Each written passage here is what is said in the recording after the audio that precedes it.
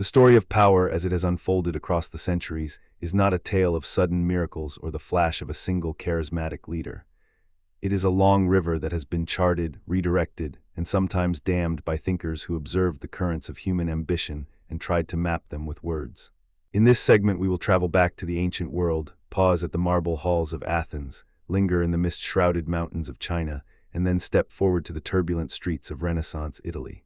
Along the way, we will meet the chroniclers of war and the architects of statecraft, Thucydides, Sun Tzu, Machiavelli, who each, in their own language, offered a manual for gaining, keeping, and exercising power. Their insights echo strikingly in Robert Greene's modern compendium, The 48 Laws of Power, yet there are also subtle divergences that reveal how the context of each age reshapes the same fundamental concerns. As we move through these ideas, we will hear the voices of those who praised the ruthless and those who warned against it, and we will see how Stoic self-control and Confucian moral authority provide a counterbalance to the raw calculus of domination. Let us begin in the classical Greek world, where the first surviving systematic account of power politics appears in the work of Thucydides, the Athenian historian of the Peloponnesian War. Thucydides writes not merely to recount battles, but to uncover the underlying forces that drive states to conflict. In his famous opening, he declares, "The cause of the war was the growth of Athenian power and the fear which it inspired in Sparta." This simple observation crystallizes a principle that would reverberate through every later treatise on power: that the rise of one polity inevitably provokes the anxiety of another, and that fear itself becomes a catalyst for war. Thucydides does not romanticize the war. He observes it with a clinical detachment, noting how the Athenian democracy, buoyed by naval supremacy and a thriving empire, pursued an aggressive foreign policy, while Sparta, the traditional land power, felt compelled to check that expansion. The historian's method is what later scholars would call realpolitik, a focus on material power, strategic interest, and the inevitable clash of competing ambitions. One of the most vivid anecdotes from Thucydides illustrates this principle. In the early years of the war, the Athenians, confident in their sea power, launched a daring expedition to the island of Melos. The Melians, a neutral city, appealed to justice and the law of nature, pleading that they should be left untouched because they had done no wrong. The Athenian envoys replied, "The strong do what they can and the weak suffer what they must." This stark statement, often quoted as a cornerstone of power realism, shows how the Athenian decision was guided not by moral considerations but by the calculus of dominance.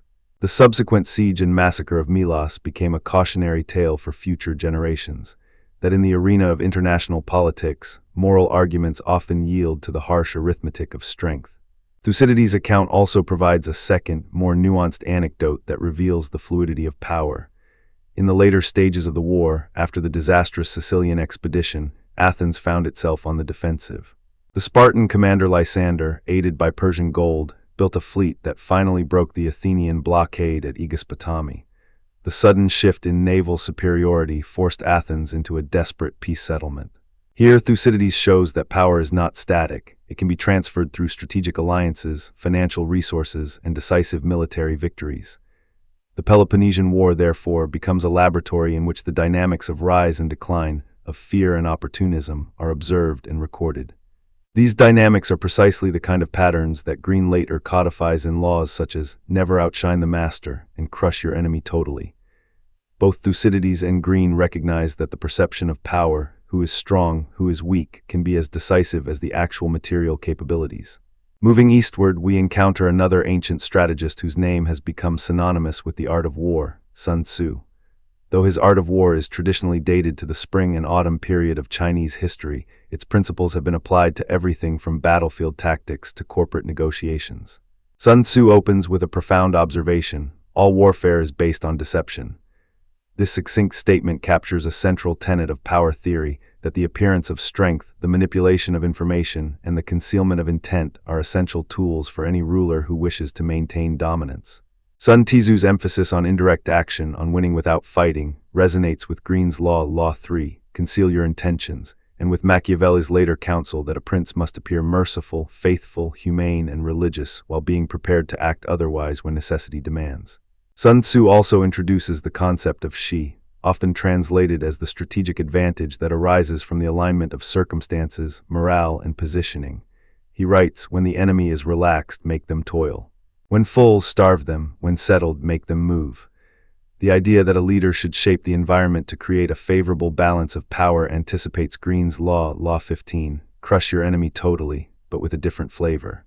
Sun Tzu advises the prudent use of force, seeking to subdue the opponent through superior positioning rather than through sheer destruction. In this, we see a divergence. Greene often recommends total, irreversible action to prevent future retaliation, whereas Sun Tzu warns that unnecessary cruelty can erode the shi that sustains a ruler's authority. The ancient Chinese strategist, therefore, offers a more measured approach, one that balances the necessity of decisive action with the long-term maintenance of legitimacy. The third pillar of our historical foundation is Niccolò Machiavelli, the Florentine diplomat whose work The Prince has become the quintessential handbook of political realism. Written in 1513, at a time when Italy was a patchwork of warring city-states, The Prince is both a product of its chaotic environment and a timeless treatise on the acquisition and preservation of power. Machiavelli famously declares, "It is better to be feared than loved if you cannot be both." This stark calculus mirrors Thucydides' blunt assessment of the Melians, and it also anticipates Greene's Law 33. Discover each man's thumbscrew. Both authors argue that the perception of power, whether through fear, respect, or the knowledge of a hidden vulnerability, can be leveraged to secure one's position. Machiavelli introduces the notion of virtù, a term that has been variously interpreted as personal skill, boldness, and the ability to shape destiny.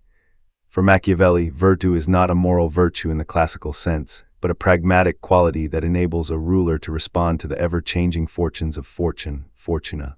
He writes, "Fortune is the arbiter of half the things we do, leaving us to the other half which we can control." This duality of external circumstances and internal agency offers a framework that can be mapped onto several of Greene's laws. For instance, Law 28, enter action with boldness, aligns with Machiavelli's encouragement of decisive, daring moves that seize the initiative before fortuna can turn against the ruler. Yet Machiavelli also warns against excessive cruelty, noting that the prince must know how to avoid being despised and hated. Here, we encounter a subtle divergence from Greene's more unrelenting approach, which sometimes advocates total elimination of opposition without regard for the potential backlash that such ruthlessness may generate. A concrete historical illustration of Machiavellian virtù can be found in the rise of Cesare Borgia, the illegitimate son of Pope Alexander VI, whom Machiavelli cites as a model prince. Cesare, armed with papal backing and a keen sense of opportunism, embarked on a campaign to unify the Romagna region under his control. He employed a mixture of military force, strategic marriages, and calculated betrayals. One of his most infamous acts was the ruthless elimination of the Orsini family, a rival noble house, after luring their leader to a banquet under the pretense of peace. Machiavelli writes, Cesare Borgia, having taken the city of Imola, made a treaty with the inhabitants, and then, when the time was ripe, he broke the treaty and put the city to the sword. This episode demonstrates the Machiavellian principle that promises are tools, not obligations, and that the timing of betrayal must be carefully chosen to maximize advantage while minimizing the risk of coalition against the prince. Another anecdote that showcases the interplay of virtù and fortuna involves the fall of the Medici in 1494. When Charles VII of France invaded Italy, the Medici, who had long held sway over Florence, were forced into exile.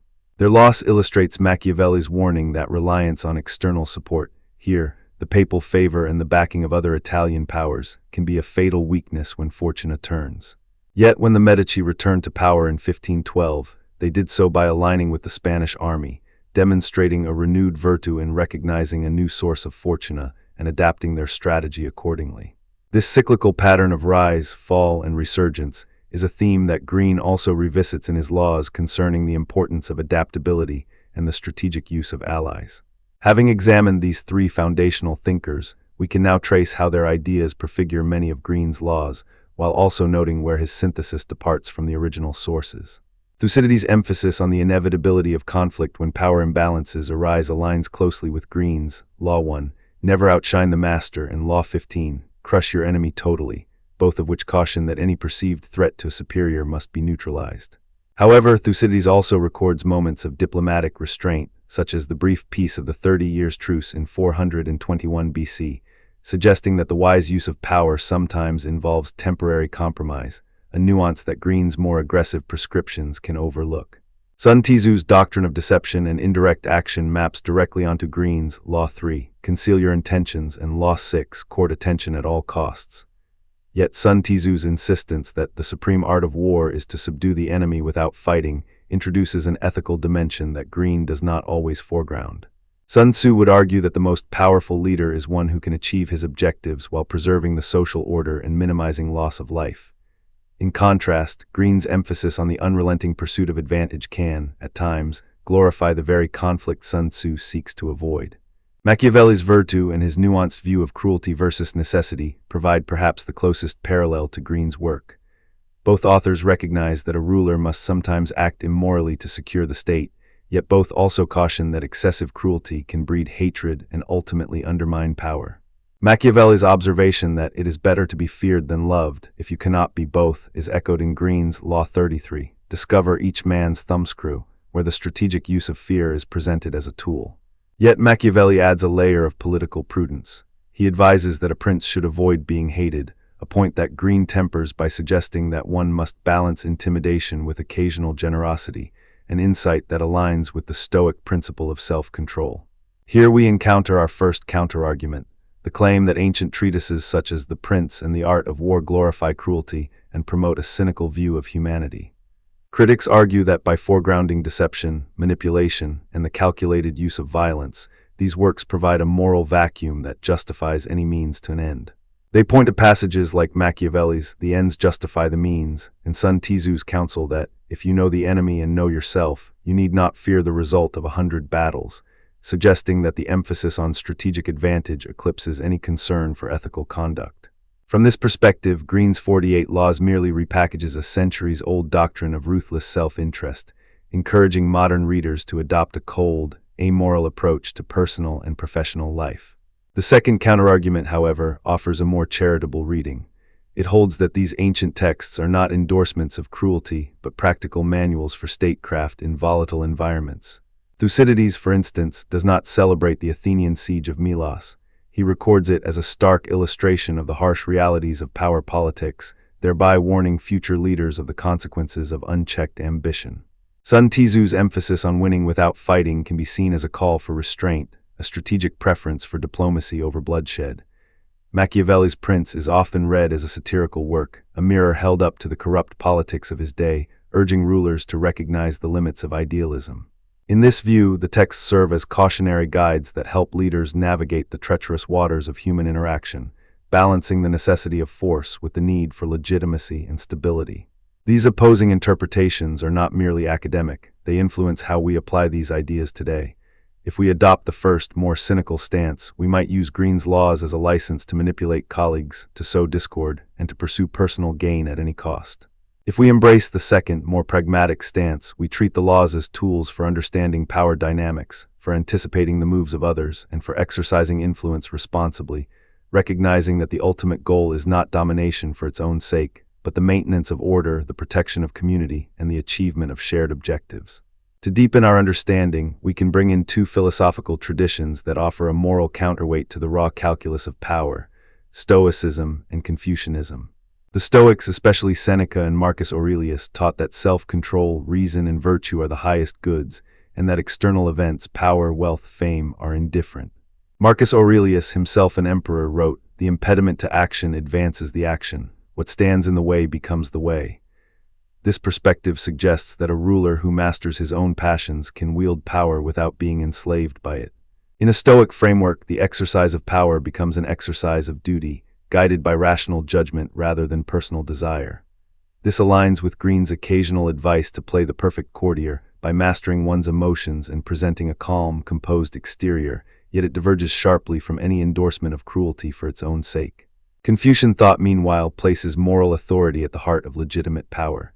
Confucius taught that a ruler must be a moral exemplar, that the ruler who governs by virtue is like the North Star, which remains fixed while the myriad stars revolve around it. In the Analects, Confucius emphasizes benevolence, ren, and ritual propriety, lei, as the foundations of social harmony. When we compare this to Machiavelli's advice that a prince must appear merciful while being ready to act otherwise, we see a tension. The Confucian ideal demands genuine moral cultivation, not merely the appearance of virtue. Yet both traditions recognize the importance of perception. A ruler who is seen as benevolent can command loyalty more effectively than one who relies solely on fear. This convergence suggests that even within the most pragmatic treatises, the perception of moral authority remains a potent source of power, a point Greene underscores in Law 43. Work on the hearts and minds of others. Returning to our historical narrative, let us revisit the Peloponnesian War with a fresh lens. After the Athenian defeat at Aegispotami, the Spartans imposed a harsh peace, but they also recognized the limits of their own power. They could not hold the Athenian empire forever. They needed to manage the fragile balance of power in the Greek world, in a diplomatic move that mirrors Greene's Law 12. Use selective honesty and generosity to disarm your victim. The Spartans allowed the Athenians to retain a reduced navy, preserving a semblance of Athenian prestige while ensuring that Sparta remained the dominant land power. This compromise illustrates that power is not always about total annihilation. Sometimes, maintaining a subordinate partner can be more advantageous than outright destruction, a nuance that Sun Tzu would applaud and that Machiavelli would endorse as a means to avoid the hatred that total cruelty engenders. Similarly, the rise and fall of Cesare Borgia offers a study in the limits of virtue. After his initial successes, Cesare's fortunes turned when Pope Julius II, his former patron, withdrew support and aligned with France. Without the backing of the papacy, a key source of fortuna, Cesare could not sustain his campaigns. His eventual exile and death illustrate Machiavelli's caution that reliance on external forces can be a fatal flaw. Greene's Law 35, Master the Art of Timing, echoes this lesson. One must recognize the optimal moment to act and the moment to retreat, lest the shifting tides of fortuna leave one stranded. The interplay of these historical examples with Greene's modern laws becomes clearer when we examine specific parallels. Thucydides' observation that the strong do what they can and the weak suffer what they must resonates with Law 15. Crush your enemy totally. Both assert that half measures invite future retaliation. Yet Sun Tzu's counsel that the supreme art of war is to subdue the enemy without fighting offers a contrasting strategy, one that would advise a leader to neutralize a rival through alliances, economic pressure, or psychological tactics rather than through outright destruction. Greene acknowledges this tension in Law 33, Discover Each Man's Thumbscrew, where he suggests that identifying a rival's weakness can allow for a subtle, non-violent neutralization. The divergence lies in emphasis. Thucydides and Machiavelli often accept violence as an inevitable part of power, whereas Sun Tzu and the Stoics advocate for restraint wherever possible. The influence of Stoic self-control can also be traced in Greene's advice to appear larger than life while maintaining inner composure. Marcus Aurelius wrote, "If you are distressed by anything external, the pain is not due to the thing itself, but to your estimate of it, and this you have the power to revoke at any moment." A leader who internalizes this principle can project confidence and authority without being swayed by fear or anger, qualities that make the leader's power appear stable and unassailable. In practice, this translates into a measured demeanor that can disarm opponents and inspire followers, a subtle power that complements the more overt tactics of intimidation and strategic alliances. Confucian moral authority, on the other hand, offers a different kind of legitimacy. While Machiavelli suggests that a prince should appear virtuous while being ready to act immorally, Confucius insists that genuine virtue is the source of lasting authority. In the Analects, Confucius remarks, "When the ruler is virtuous, the people will be virtuous." This idea suggests a feedback loop. A leader's moral conduct cultivates a loyal, ethical populace, which in turn stabilizes the ruler's power. Greene's Law 41, Avoid stepping into a great man's shoes, can be read through this lens. If a leader attempts to mimic the moral aura of a revered predecessor without embodying the underlying virtue, the effort may appear hollow and provoke resistance. Authentic moral authority, therefore, becomes a strategic asset, not merely a moral imperative. The Renaissance period, with its flowering of humanist thought, provides a bridge between these ancient traditions and modern political theory. Machiavelli's The Prince was written in the aftermath of the Medici's temporary exile, during a time when Italian city-states were constantly shifting alliances. The Medici themselves, as patrons of the arts and political power brokers, embodied the tension between cultural refinement and ruthless statecraft. Their patronage of Michelangelo and Leonardo da Vinci illustrates how the display of cultural magnificence can serve as a soft power strategy, a precursor to Greene's Law 6. Court attention at all costs. By commissioning grand works of art, the Medici projected an image of stability, wealth, and sophistication, thereby reinforcing their political dominance. Yet this same display could also mask the underlying violence and intrigue that kept their power intact, echoing Machiavelli's warning that appearances must be managed carefully. Another Renaissance anecdote that illuminates the interplay of power and moral perception involves the famous duel between the condottiero Giovanni de' Medici and the French ambassador Charles de Mornay in 1519. The duel was ostensibly about personal honor, but it was staged to demonstrate the Medici's willingness to defend their reputation against foreign interference. By publicly confronting the ambassador, the Medici signaled that any challenge to their authority would be met with decisive personal action, a move that aligns with Greene's Law 31. Control the options, get others to play with the cards you deal. Yet the aftermath saw the Medici negotiating a peace treaty that preserved their commercial interests, showing that the display of force was a means to an end, not an end in itself. This duality reflects Sun Tzu's principle of winning without fighting through the strategic use of symbolic aggression. In examining these historical threads, we also encounter the subtle influence of other thinkers whose ideas intersect with the themes of power. The Roman historian Tacitus, for instance, recorded the ruthless efficiency of Emperor Augustus in consolidating the Roman Empire, noting that Augustus created a new order out of the chaos of civil war. Augustus's use of propaganda, the restoration of traditional religious rites, and the careful balancing of Senate authority with imperial prerogative illustrate a sophisticated blend of coercion, legitimacy, and moral framing, elements that appear throughout Greene's laws. Likewise, the Chinese philosopher Lao Tzu in the Tao Te Ching advises that the best ruler is one whose existence is barely known, a notion that resonates with Greene's Law 5. So much depends on reputation, guard it with your life, but flips the emphasis. Instead of cultivating a flamboyant reputation, Lao Tzu suggests that the most powerful ruler is invisible, allowing the natural order to flow without interference. This contrast underscores how cultural context shapes the preferred mode of exercising power. Having surveyed these diverse perspectives, we can now articulate a synthesis that respects the richness of each tradition while acknowledging the ways in which modern readers might appropriate them.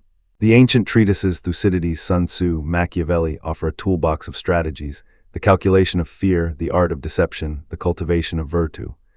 Greene's 48 laws reorganize these tools into a systematic guide for personal empowerment, often emphasizing the aggressive application of each principle. Yet the counterarguments remind us that the original authors were not uncritical endorsers of cruelty. They were observers and participants in turbulent times, seeking to preserve stability, protect their polis, or secure their own survival. In practice, a contemporary leader who wishes to integrate these insights might adopt a balanced approach. From Thucydides, they would recognize that power imbalances generate fear and that decisive action may be necessary to prevent a challenger from gaining momentum. From Sun Tzu, they would learn the value of strategic deception and the preference for achieving objectives without resorting to open conflict. From Machiavelli, they would understand the importance of virtue, the ability to adapt, to act boldly, and to manage public perception, while also heeding his caution against becoming hated. The Stoic emphasis on self-control would temper these tactics, ensuring that the leader's own emotions do not betray their strategy. Finally, the Confucian focus on moral authority would remind the leader that lasting power rests not merely on fear or cunning, but on the genuine cultivation of trust and ethical conduct. Consider a modern corporate scenario, a CEO facing a hostile takeover. Applying Thucydides, the CEO acknowledges that the aggressor's growing influence threatens the firm's autonomy and therefore must act before the fear of loss becomes overwhelming. Drawing on Sun Tzu, the CEO might employ a strategy of winning without fighting, by quietly acquiring shares in the rival company, thereby turning the tables without a public battle. Machiavelli's virtue would advise the CEO to project confidence, perhaps by publicly announcing a bold new product line that signals strength, while simultaneously preparing contingency plans. Stoic self-control would keep the CEO's anxiety in check, allowing clear decision-making under pressure. Confucian moral authority would encourage the CEO to communicate transparently with employees and stakeholders, framing the defensive measures as protecting the collective good, thereby securing loyalty and reducing the risk of internal dissent. In this composite strategy, the leader weaves together the ancient lessons into a coherent, ethically aware response, an approach that both respects the pragmatic insights of the past and acknowledges the higher aspirations of modern governance. In closing, the lineage of power theory from antiquity to the Renaissance reveals a tapestry of ideas that continue to shape our understanding of influence and authority. Thucydides taught us that power is a shifting balance of fear and ambition, Sun Tzu showed us that the greatest victories are those achieved without bloodshed, and Machiavelli offered the stark, sometimes uncomfortable, truth that leaders must be prepared to act immorally when the state demands it.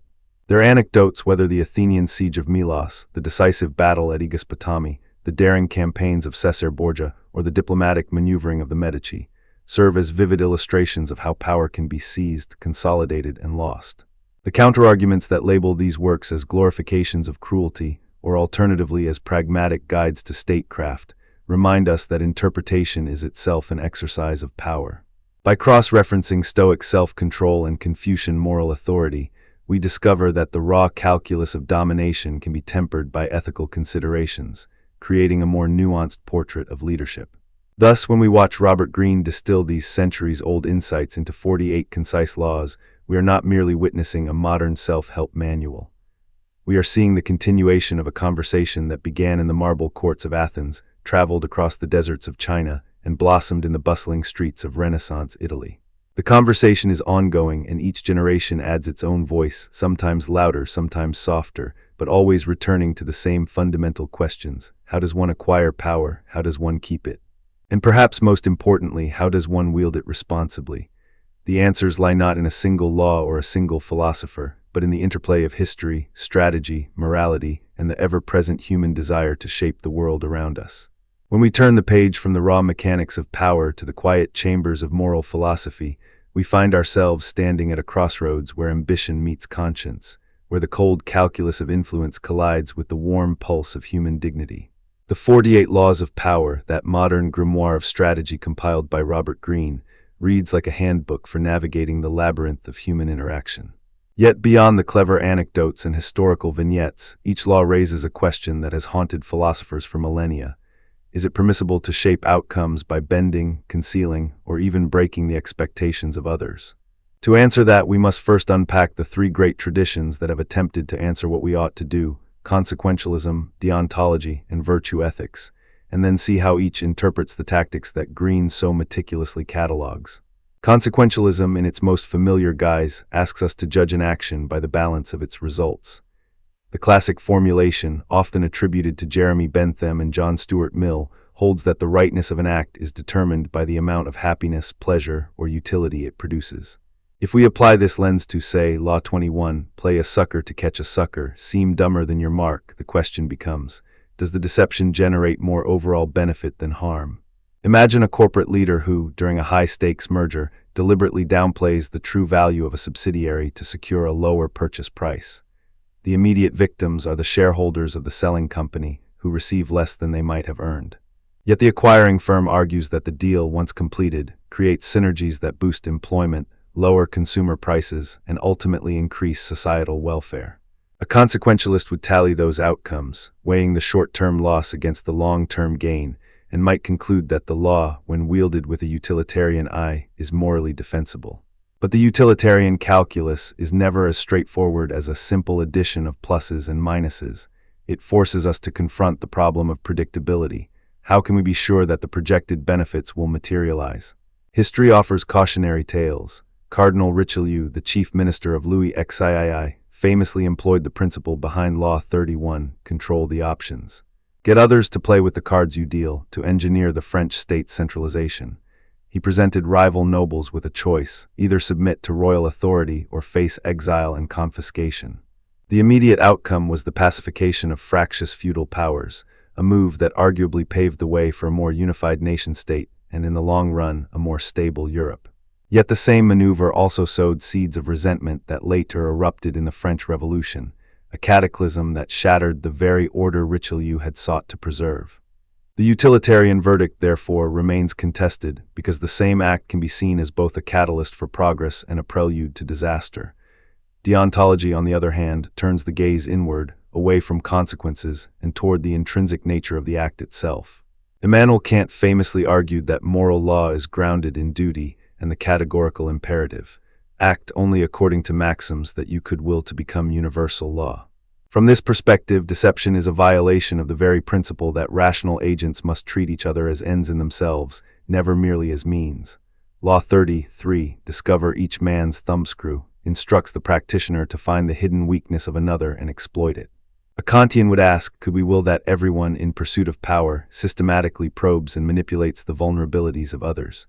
The answer is a resounding no, because such a world would erode trust, the very substrate of moral agency.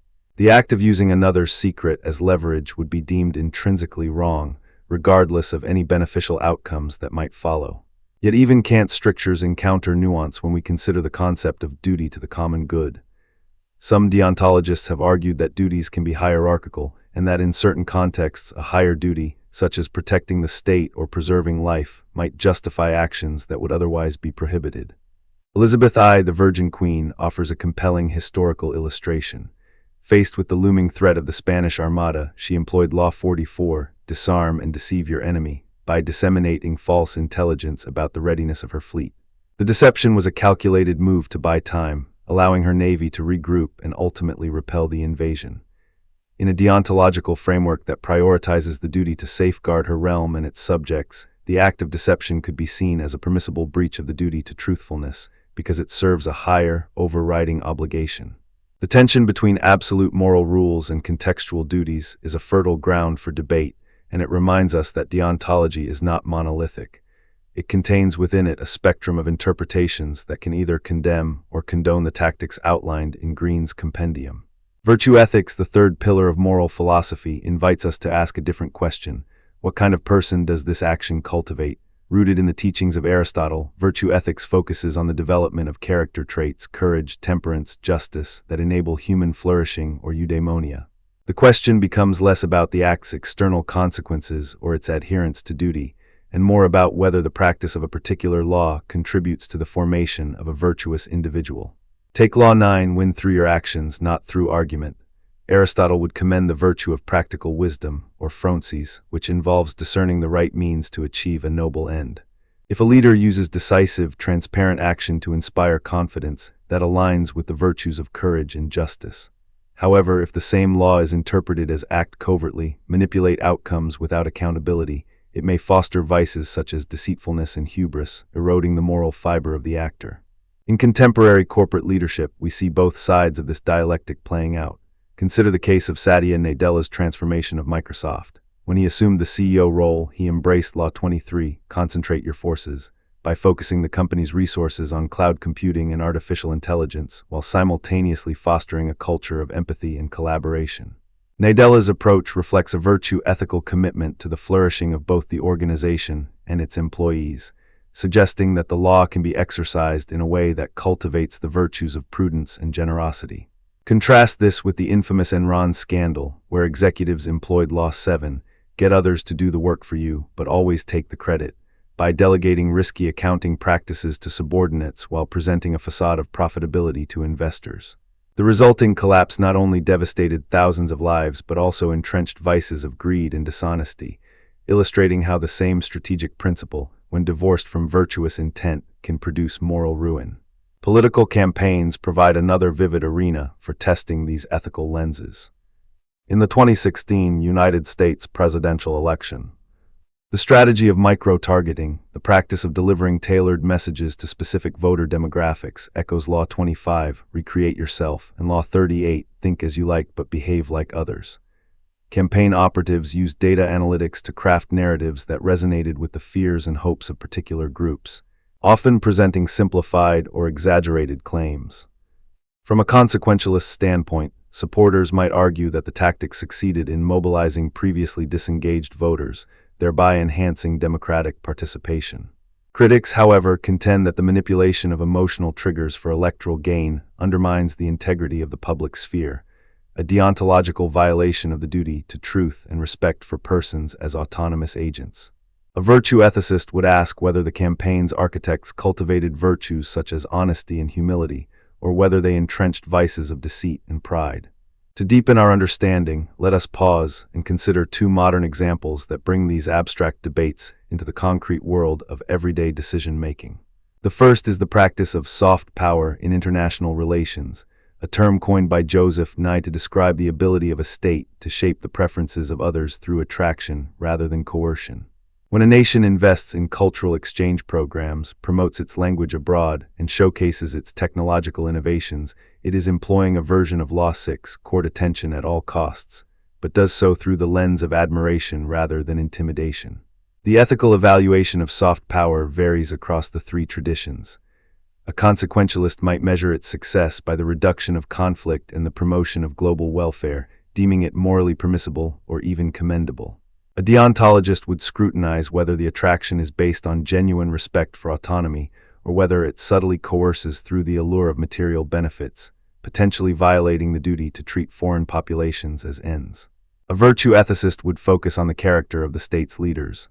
Are they cultivating humility, openness, and generosity, or are they exploiting cultural influence for selfish geopolitical advantage? The second example lies within the realm of corporate social responsibility, CSR.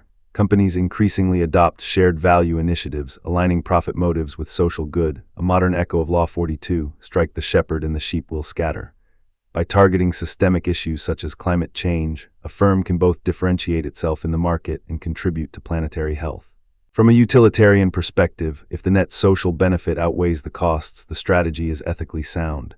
Yet critics argue that such initiatives can be a form of greenwashing, a deceptive practice that masks profit-driven motives behind a veneer of altruism. Here, deontology would condemn the intentional misrepresentation of intentions, while virtue ethics would question whether the corporate leaders are truly cultivating the virtues of responsibility and integrity, or merely performing a moral facade. These contemporary cases bring us to the heart of the first counterargument that often surrounds the 48 Laws. The critique that they promote manipulation, that they are a manual for the Machiavellian, that they reduce human interaction to a game of chess where the pieces are people. The phrase manipulation carries a heavy moral charge, invoking images of puppeteers pulling strings behind the curtain. To assess this claim, we must ask whether the laws merely describe existing power dynamics or actively create new, more pernicious ones. Historical anecdotes can illuminate this tension. Cardinal Richelieu, as mentioned earlier, embodied the art of statecraft through calculated secrecy and strategic alliances. When he orchestrated the Day of the Dupes, a political crisis in 1630 where he survived an attempt by the Queen Mother to oust him, he employed Law 4, always say less than necessary, to keep his plans opaque, thereby outmaneuvering his opponents. Richelieu did not invent the practice of political intrigue. He refined and systematized it, making it more efficient. In this sense, his actions reveal that the laws are descriptive of a pre-existing reality, not prescriptive of a new moral order. Yet the very fact that such tactics can be refined into a systematic approach also suggests that they have the power to shape behavior, encouraging a culture where secrecy and cunning become normative. The question then is whether the codification of these tactics normalizes manipulation, making it an accepted, even respectable, aspect of leadership. Elizabeth I offers a contrasting anecdote that complicates the picture. Faced with the looming threat of war, she famously said, "I have the body of a weak and feeble woman, but the heart of a king." By projecting an image of strength while secretly negotiating alliances and employing propaganda, she utilized Law 24, play the perfect courtier, to navigate a male-dominated political arena. Her success was not merely a product of deception, but also of a deep understanding of the social constraints placed upon her gender. She turned those constraints into strategic assets, thereby challenging the notion that the laws are purely manipulative. Instead, they can be tools for marginalized individuals to carve out agency within oppressive structures. These stories lead us to the second counterargument. The defense that the 48 Laws do not create manipulation, but rather expose the mechanisms already at work in human societies. Proponents argue that awareness is a form of empowerment. If we can see the hidden levers of influence, we can choose either to employ them responsibly or to guard ourselves against being used. This perspective aligns with the philosophical tradition of critical theory, especially the work of Eugen Habermas, who emphasized the importance of communicative rationality and the need to expose power structures that distort discourse. By making the tactics explicit, Greene's book can be seen as a contribution to the public sphere, enabling individuals to recognize when they are being subtly coerced and to respond with greater autonomy. From a consequentialist angle, the increased transparency could lead to a net increase in well-being, as people become better equipped to navigate complex social landscapes. A deontologist might argue that the duty to inform others of the existence of manipulation is itself a moral act, respecting their capacity for rational decision-making. And a virtue ethicist would highlight the cultivation of prudence, practical wisdom, in both the user and the observer of these laws. In the modern debate over ethical persuasion, Scholars such as Robert Cialdini have distinguished between coercive influence and legitimate persuasion. Cialdini's principles, reciprocity, commitment, social proof, share a lineage with several of Greene's laws, yet he insists that ethical persuasion respects the autonomy of the target. When a public health campaign uses social proof to encourage vaccination, it mirrors Law 28, enter action with boldness by presenting a confident collective norm. The ethical difference lies in the intention. Is the goal to protect public health, a genuine common good, or to manipulate market share for a pharmaceutical company? The answer determines whether the law is employed virtuously or manipulatively. Let us now turn to the philosophical underpinnings of each ethical framework and see how they intersect with specific laws. Consequentialism finds a natural ally in Law 41, avoid stepping into a great man's shoes. The law advises against trying to fill the role of a legendary predecessor, warning that the comparison will inevitably highlight one's shortcomings. A utilitarian might argue that by avoiding such a comparison, an individual reduces the risk of public disappointment and preserves overall happiness. However, the same law could be used to justify the suppression of innovation by insisting that any attempt to surpass a great figure is futile, thereby stifling progress. The consequentialist calculus would have to weigh the short-term stability against the long-term loss of potential breakthroughs. Deontology, with its emphasis on duty and universalizability, resonates with Law 15, crush your enemy totally. From a Kantian perspective, the maxim, I will eliminate any opponent who threatens my position, cannot be willed as a universal law without contradiction, because it would erode the very possibility of mutual respect that undergirds moral agency. Yet some deontologists, especially those influenced by the just war tradition, might argue that in certain contexts, self-defense, protecting the innocent, total defeat of an aggressor is not only permissible but obligatory. The principle of proportionality becomes crucial. Is the destruction of the enemy proportionate to the threat posed? This tension illustrates how deontological reasoning can produce divergent verdicts depending on the context and the hierarchy of duties involved. Virtue ethics, in its search for the flourishing self, offers a nuanced reading of Law 20, do not commit to anyone. The law encourages strategic independence, suggesting that attachment to a single patron or ally can become a liability. A virtue ethicist would ask whether this independence reflects the virtue of self-sufficiency, autarkeia, or the vice of fickleness. Aristotle praised the mean between excessive dependence and reckless self-reliance, advocating for a balanced form of political friendship that serves the common good. If a leader uses this law to avoid being swayed by corrupt interests, cultivating integrity and prudence, the action aligns with virtue. Conversely, if the same law is employed to betray allies for personal gain, it betrays the virtues of loyalty and justice, revealing a character flaw.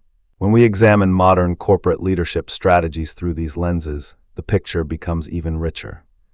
Take the case of Indra Nooyi, former CEO of PepsiCo, who championed performance with purpose.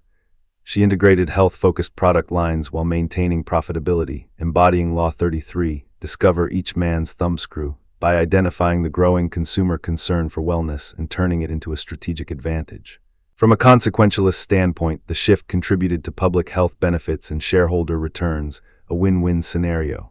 Deontologically, Nooyi's transparency about the company's goals and her commitment to stakeholders honored the duty of honesty and respect for consumers. Virtue ethically, her leadership displayed the virtues of foresight, temperance, and responsibility, illustrating how a law can be harnessed to cultivate moral excellence. Contrast this with the example of the Cambridge Analytica scandal, where data harvested from millions of Facebook users was used to micro-target political ads during the 2016 U.S. election. This operation reflects Law 43, work on the hearts and minds of others, in its most ruthless form.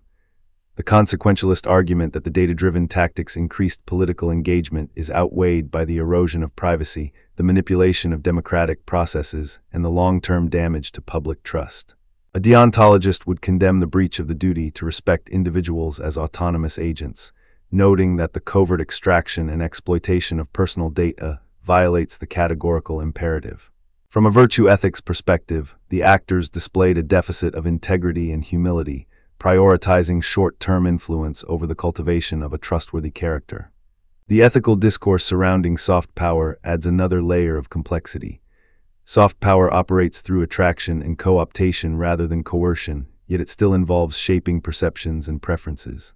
When a nation invests in cultural diplomacy, funding foreign language schools, exporting popular media, sponsoring international sports events, it is employing a version of Law 21, play a sucker to catch a sucker, by presenting an appealing narrative that masks strategic interests.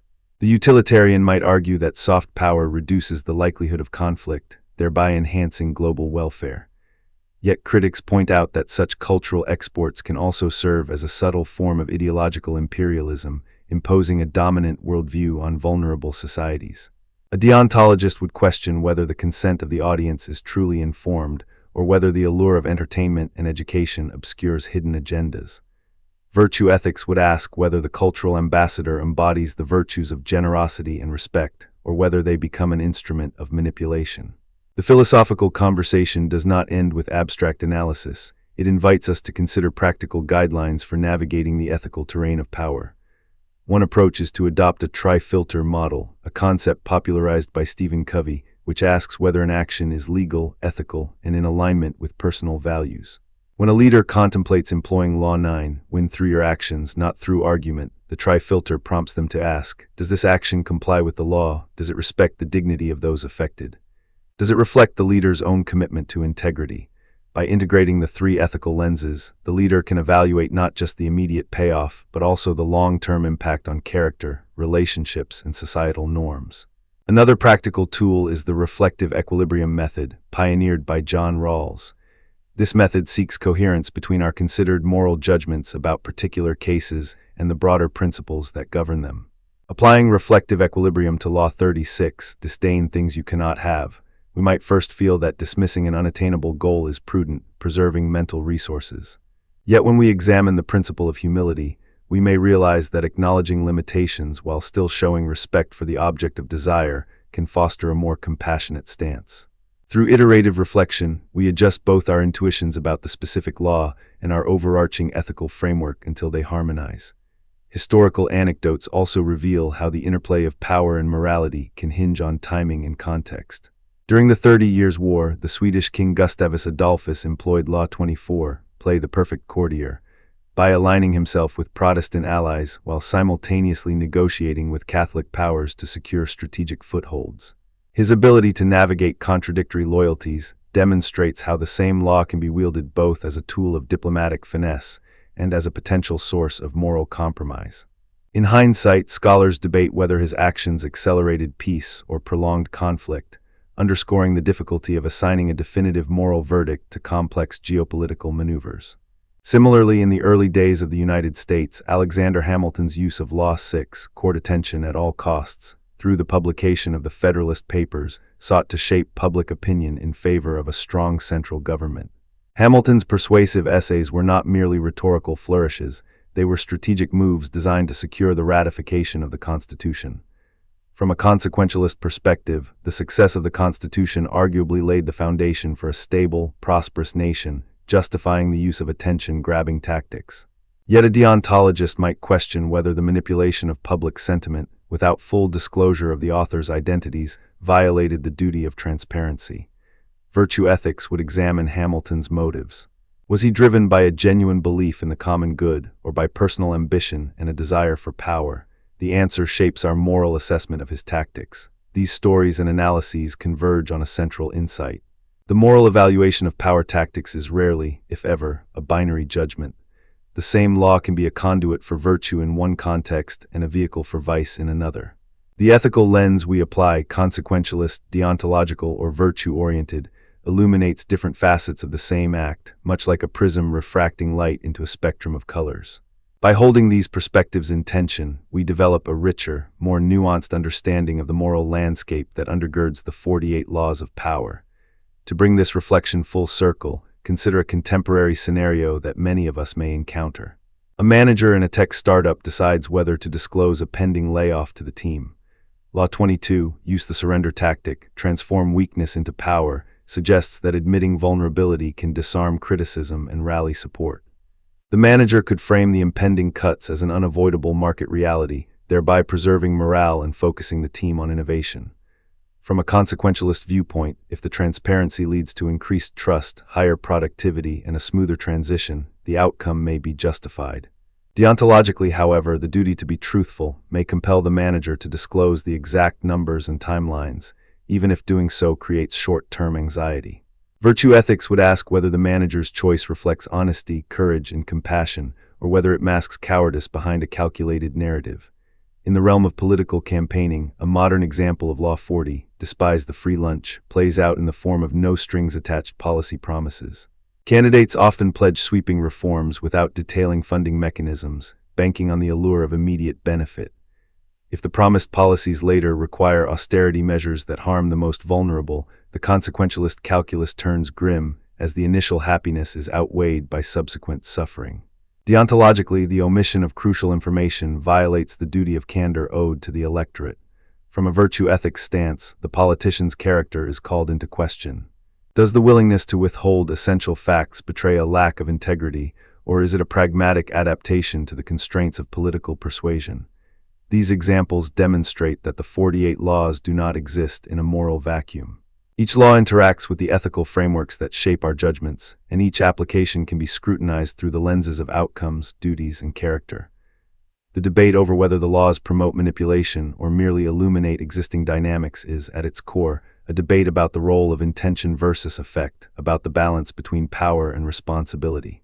In the final analysis, perhaps the most profound lesson lies not in deciding which ethical tradition holds the ultimate answer, but in recognizing that the conversation among them enriches our moral imagination. Consequentialism reminds us to look beyond immediate gains and consider the ripple effects of our strategies. Deontology anchors us to the inviolable respect owed to each person as an autonomous agent, urging us to question whether the means themselves are just. Virtue ethics calls us to cultivate the inner dispositions that enable us to wield power wisely, lest we become enslaved by the very tactics we deploy.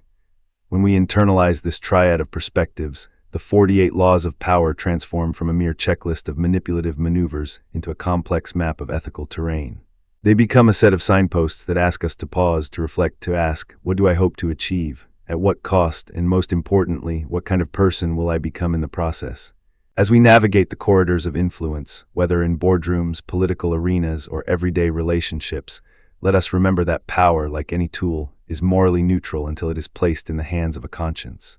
By engaging with consequentialist outcomes, deontological duties, and the cultivation of virtue, we can choose to turn the laws toward the construction of a more just, compassionate, and flourishing world, rather than toward the hollow triumph of domination. In the words of the ancient philosopher Socrates, the unexamined life is not worth living. The 48 laws invite us to examine not only the mechanics of influence, but also the moral foundations upon which those mechanics rest. Let us then examine them with the rigor of philosophy, the humility of virtue, and the foresight of consequence. Only then can we claim that we have not merely mastered the art of power, but have done so in a way that honors the deepest aspirations of our shared humanity. Imagine for a moment that every word you utter, every glance you offer, every silence you keep, is not merely a spontaneous expression of self, but a carefully calibrated move on an invisible chessboard of influence. In the quiet corridors of power, whether they be the gilded halls of Versailles, the bustling trading floors of the Medici Bank, or the sleek digital studios of today's influencer, the same cognitive gears turn beneath the surface. To understand the philosophy that underlies the famed 48 laws of power, we must first peer into the mind itself, to the psychological mechanisms that make influence possible, and to the ethical shadows that those mechanisms cast. In this segment, we will trace the cognitive foundations of the laws: reciprocity, framing, loss aversion, social proof, and the need for status, by drawing on classic research from social psychology, on the twin system model of thought proposed by Daniel Kahneman, and on vivid historical and contemporary case studies. We will also hear the voices of dissent, those who warn that such knowledge risks reducing human interaction to cold manipulation, and those who argue that awareness can become a shield, a form of resistance. All the while, we will hear the echo of existentialist thought, reminding us that the construction of self and the pursuit of authenticity are never far from the dance of power.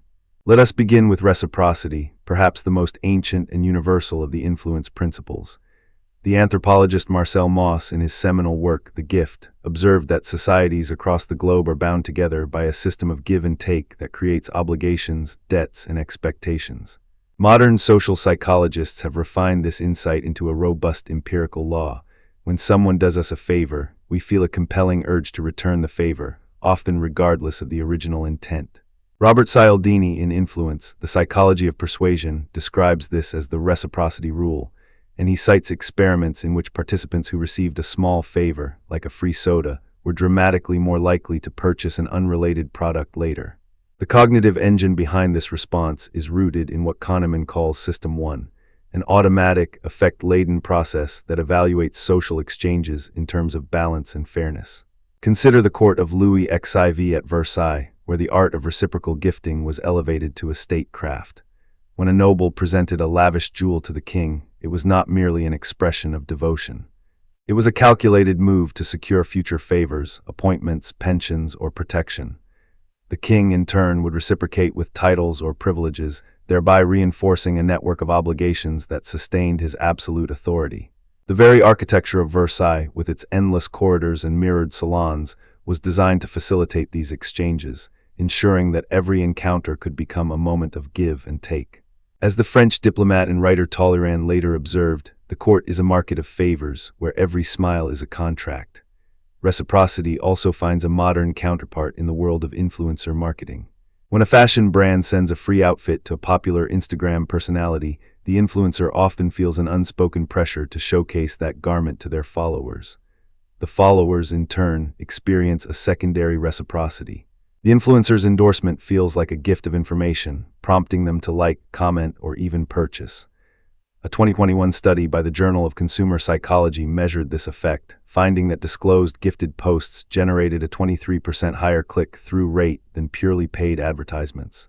The mechanism is the same. System 1 registers the gift, triggers a sense of indebtedness, and nudges the audience toward compliance, even if the gift is merely a digital mention. Moving from the warm glow of reciprocity, we encounter framing, the subtle art of presenting the same reality in different lights to shape perception. Daniel Kahneman and Amos Tversky demonstrated in their classic Asian disease problem that people's choices shift dramatically depending on whether outcomes are framed as gains or losses. When a policy is described as saving 200 lives, people tend to favor it. When the same policy is described as 200 people will die, they tend to reject it, even though the statistical reality is identical. This asymmetry is a cornerstone of System 2 thinking, the deliberate, analytical mode that can be nudged by the way information is packaged. Historical anecdotes abound.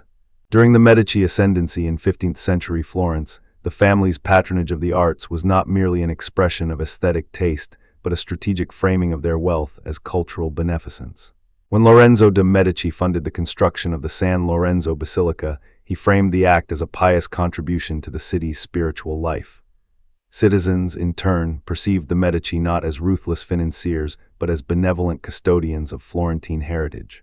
This framing softened potential resistance to the Medici's economic dominance and turned public sentiment into a source of legitimacy. As the contemporary chronicler Niccolò Machiavelli would later note, he who can frame his deeds as the common good gains a power that money alone cannot purchase. In the digital age, framing operates in the headlines that dominate our news feeds. A study by the Pew Research Center in 2022 examined how different news outlets framed the same policy proposal on climate change. Outlets that emphasized protecting future generations saw higher public support than those that highlighted imposing costs on today's businesses. The framing effect, again, taps into System 1's quick appraisal of loss versus gain, but it also engages System 2 as readers rationalize their stance. The law of never appear too perfect, one of the 48, can be seen as a strategic use of framing. By showing a modest flaw, a leader can frame themselves as relatable, thereby diffusing envy and fostering loyalty. Loss aversion, perhaps the most powerful of the cognitive biases, is the principle that the pain of losing something is felt more intensely than the pleasure of gaining the same thing. Kahneman famously described this as losses loom larger than gains. In the realm of power, this translates into a relentless focus on protecting status, reputation, and assets because the perceived cost of losing them outweighs any potential benefit of acquiring new ones. The 48 laws often advise the practitioner to never outshine the master, a direct acknowledgement of loss aversion in the social arena. The master fears the loss of prestige and will react defensively if threatened. A striking illustration comes from the Stanford prison experiment, conducted by Philip Zimbardo in 1971. The participants assigned to the role of guards quickly adopted an authoritarian stance, not merely because they were told to be harsh, but because the loss of perceived authority threatened their emerging identity as guards. When a few guards were instructed to adopt a more humane approach, they experienced a palpable anxiety, a fear of losing the power they had just begun to wield. This anxiety manifested in overcompensation. They intensified their control to avoid the loss of dominance. The experiment, though ethically controversial, provides a vivid microcosm of how loss aversion can drive behavior in hierarchical settings, reinforcing the law of the guard that one must appear unassailable. In contemporary corporate culture, loss aversion is leveraged in performance incentives. Companies often structure bonuses not as additive rewards but as losses avoided. For example, a sales team might receive a base salary with the stipulation that a portion will be deducted if quarterly targets are missed. The threat of losing already earned income spurs higher performance than an equivalent bonus for exceeding targets, because the mental accounting of a loss feels more urgent. A 2019 meta-analysis in the Journal of Organizational Behavior found that loss-framed incentives increased sales performance by an average of 12% compared to gain-framed incentives. Social proof, the third pillar of influence, is the tendency to look to others to determine appropriate behavior, especially in ambiguous situations. Cialdini's experiments with the bystander effect showed that individuals are more likely to comply with a request if they see others doing so. This principle operates both in the micro level, such as a single conversation, and in the macro level, shaping cultural norms and political movements. The law of social proof in the 48 suggests that a leader should surround themselves with visible allies, creating an aura of consensus that can sway observers. Take the Medici again, this time in the context of banking. When the Medici opened new branches across Europe, they did not merely advertise their financial acumen. They displayed the endorsements of prominent merchants and city councils. The visible support acted as social proof, signaling that the Medici were a trustworthy institution. This in turn attracted more clients, creating a self-reinforcing loop of credibility. As the Florentine chronicler Francesco Guicciardini wrote, "The bank that many trust is the bank that many trust more." In the realm of modern influencer culture, social proof is the lifeblood of virality. A single endorsement by a macro influencer can trigger a cascade of smaller creators replicating the trend, each providing additional proof of the product's desirability. A 2020 study published in the International Journal of Advertising examined the snowball effect of Instagram stories, finding that when a post received a high number of likes and comments early on, its algorithmic visibility increased, leading to exponential growth in engagement. The cognitive mechanism is simple. System 1 perceives the crowd's approval as a heuristic for safety and desirability, while System 2 rationalizes the decision to follow the crowd as socially appropriate. The final cornerstone we will explore is the need for status, an intrinsic drive that has been articulated by philosophers from Aristotle to Nietzsche, and empirically validated by modern psychologists as a fundamental human motive. Status in this context is not merely external recognition, but an internal sense of hierarchy that organizes social interactions. The law of reputation in the 48 emphasizes the cultivation of an untouchable image, because status acts as a protective shield against threats and a lever for influence.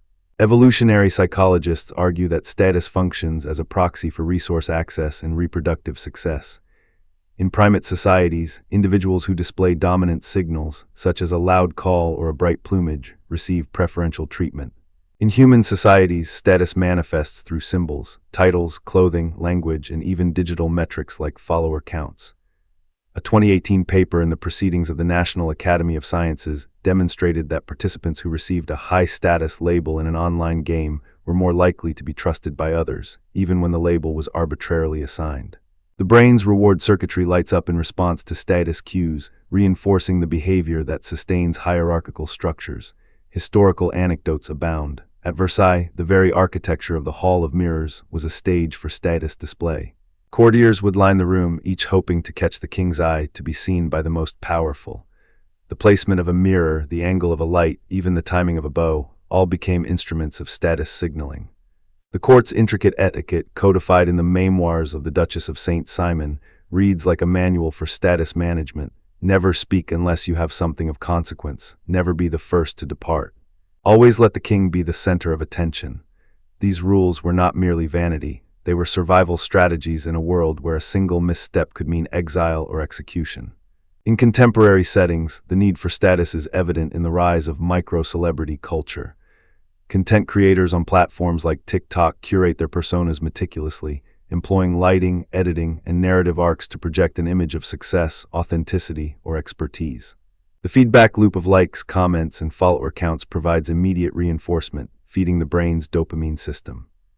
A 2022 longitudinal study in the Journal of Media Psychology found that individuals who perceived their online status as high reported greater life satisfaction, but also higher levels of anxiety when that status was threatened. The duality mirrors the ancient warning of the 48 laws: guard your reputation with your life, because the loss of status can feel like a loss of self. Having mapped these 5 cognitive foundations, let us now examine how they intertwine within 2 illustrative case studies, each shedding light on the practical application of the laws and the ethical tensions they provoke.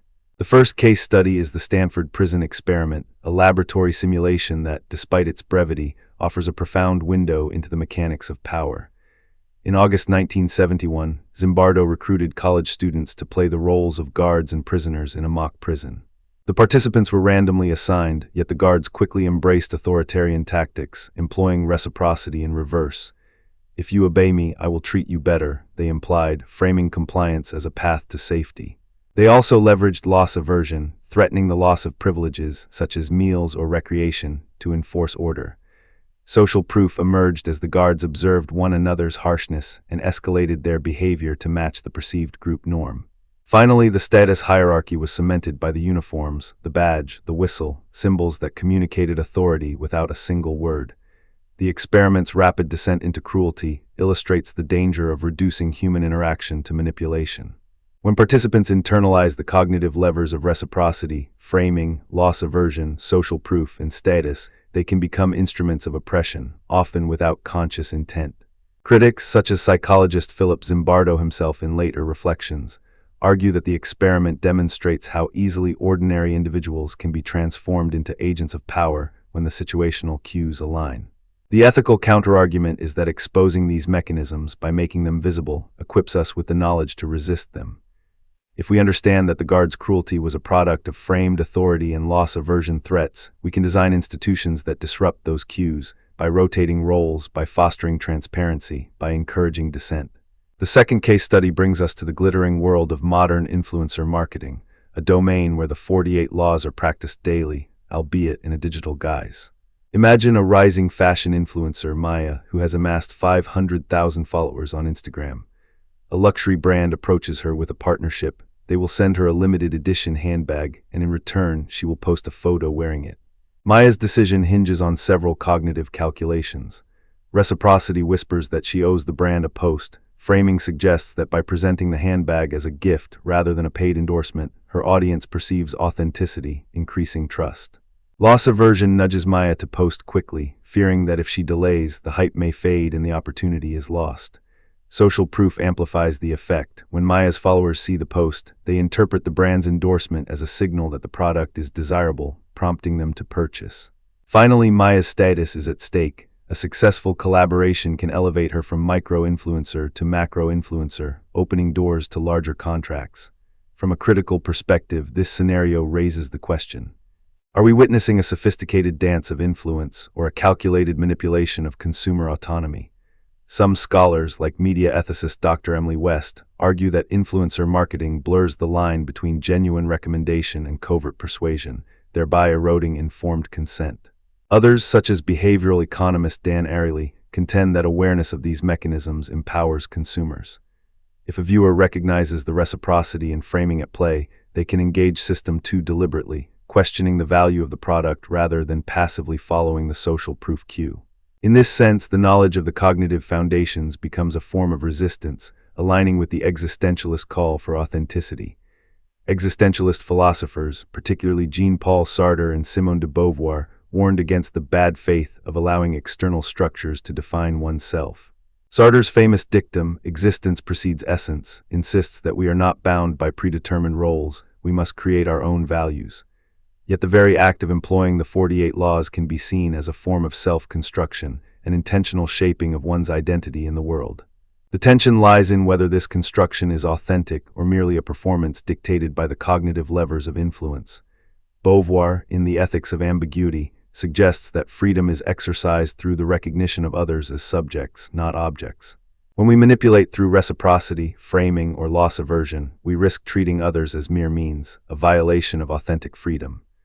Conversely, by understanding these mechanisms, we can choose to engage with others on a level of mutual recognition, transforming the laws from tools of domination into instruments of collaborative empowerment. Let us return now to the historical stage of Versailles, where the court's choreography offers a living laboratory of the 5 principles. The Queen's daily lever, the ceremonial rising from bed, was a ritual steeped in framing. By presenting her awakening as a rare, almost divine event, the Queen framed her presence as a gift to the court, prompting courtiers to offer tributes and seek favor. Reciprocity was at work. Nobles who presented exquisite gifts to the Queen expected preferential treatment, such as a coveted appointment or a strategic marriage alliance. Loss aversion manifested in the fear of being excluded from the Queen's favor. A single misstep could lead to social exile, a loss of status that was often irreversible. Social proof was evident in the way the court's hierarchy was visually reinforced. The most prestigious nobles stood closest to the monarch, their proximity serving as a signal to the rest of the assembly. Finally, status was the currency that underpinned every interaction. The elaborate titles, the ornate dress, the meticulously arranged seating, all were visual affirmations of the social order. In contrast, the rise of the Medici Bank demonstrates how these principles can be harnessed to build, rather than merely maintain, power. The Medici's strategy of granting loans to the papacy and to European monarchs was framed as a service to the greater good of Christendom, rather than a profit-driven venture. They cultivated reciprocity by offering favorable terms, expecting political influence in return. Loss aversion was mitigated for their clients by guaranteeing the safety of their assets, thereby positioning the Medici as a bulwark against financial ruin. Social proof was amplified through the patronage of artists like Michelangelo. The public saw the Medici's name associated with cultural brilliance, reinforcing trust. Their status as both financiers and cultural benefactors created a self-reinforcing loop. Wealth generated status, which attracted more clients, which in turn generated more wealth.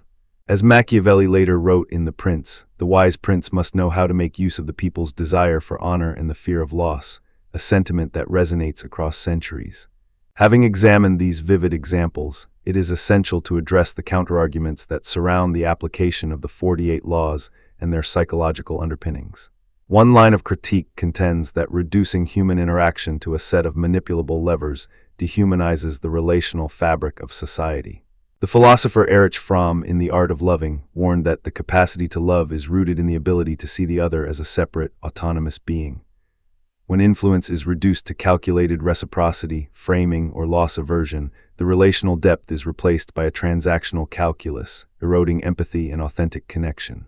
Critics argue that such a worldview fuels cynicism, encouraging individuals to view every interaction as a potential power play, thereby creating a self-fulfilling prophecy of distrust. On the other side of the debate, proponents argue that knowledge of these mechanisms is not inherently manipulative. Rather, it equips individuals with the tools to recognize and resist covert influence. In the field of psychological inoculation, researchers have demonstrated that exposing people to the tactics of persuasion can build resilience, much like a vaccine prepares the immune system. A 2017 experiment by the University of Michigan showed that participants who were taught about Cialdini's principles were 34% less likely to succumb to a sales pitch that employed reciprocity and social proof. This suggests that awareness can transform the laws from weapons of domination into shields of autonomy. The existentialist perspective offers a nuanced bridge between these positions. Sartre's concept of self-creation implies that we are constantly choosing how to act, even within the constraints of societal structures. By consciously deciding to employ, resist, or reinterpret the cognitive levers of influence, we exercise our freedom. Authenticity for Sartre is not the absence of influence, but the awareness of it and the deliberate choice to act in accordance with one's own values. In this light, the 48 laws can be reframed as a toolkit for self-determination, provided the user remains vigilant about the ethical implications of each move.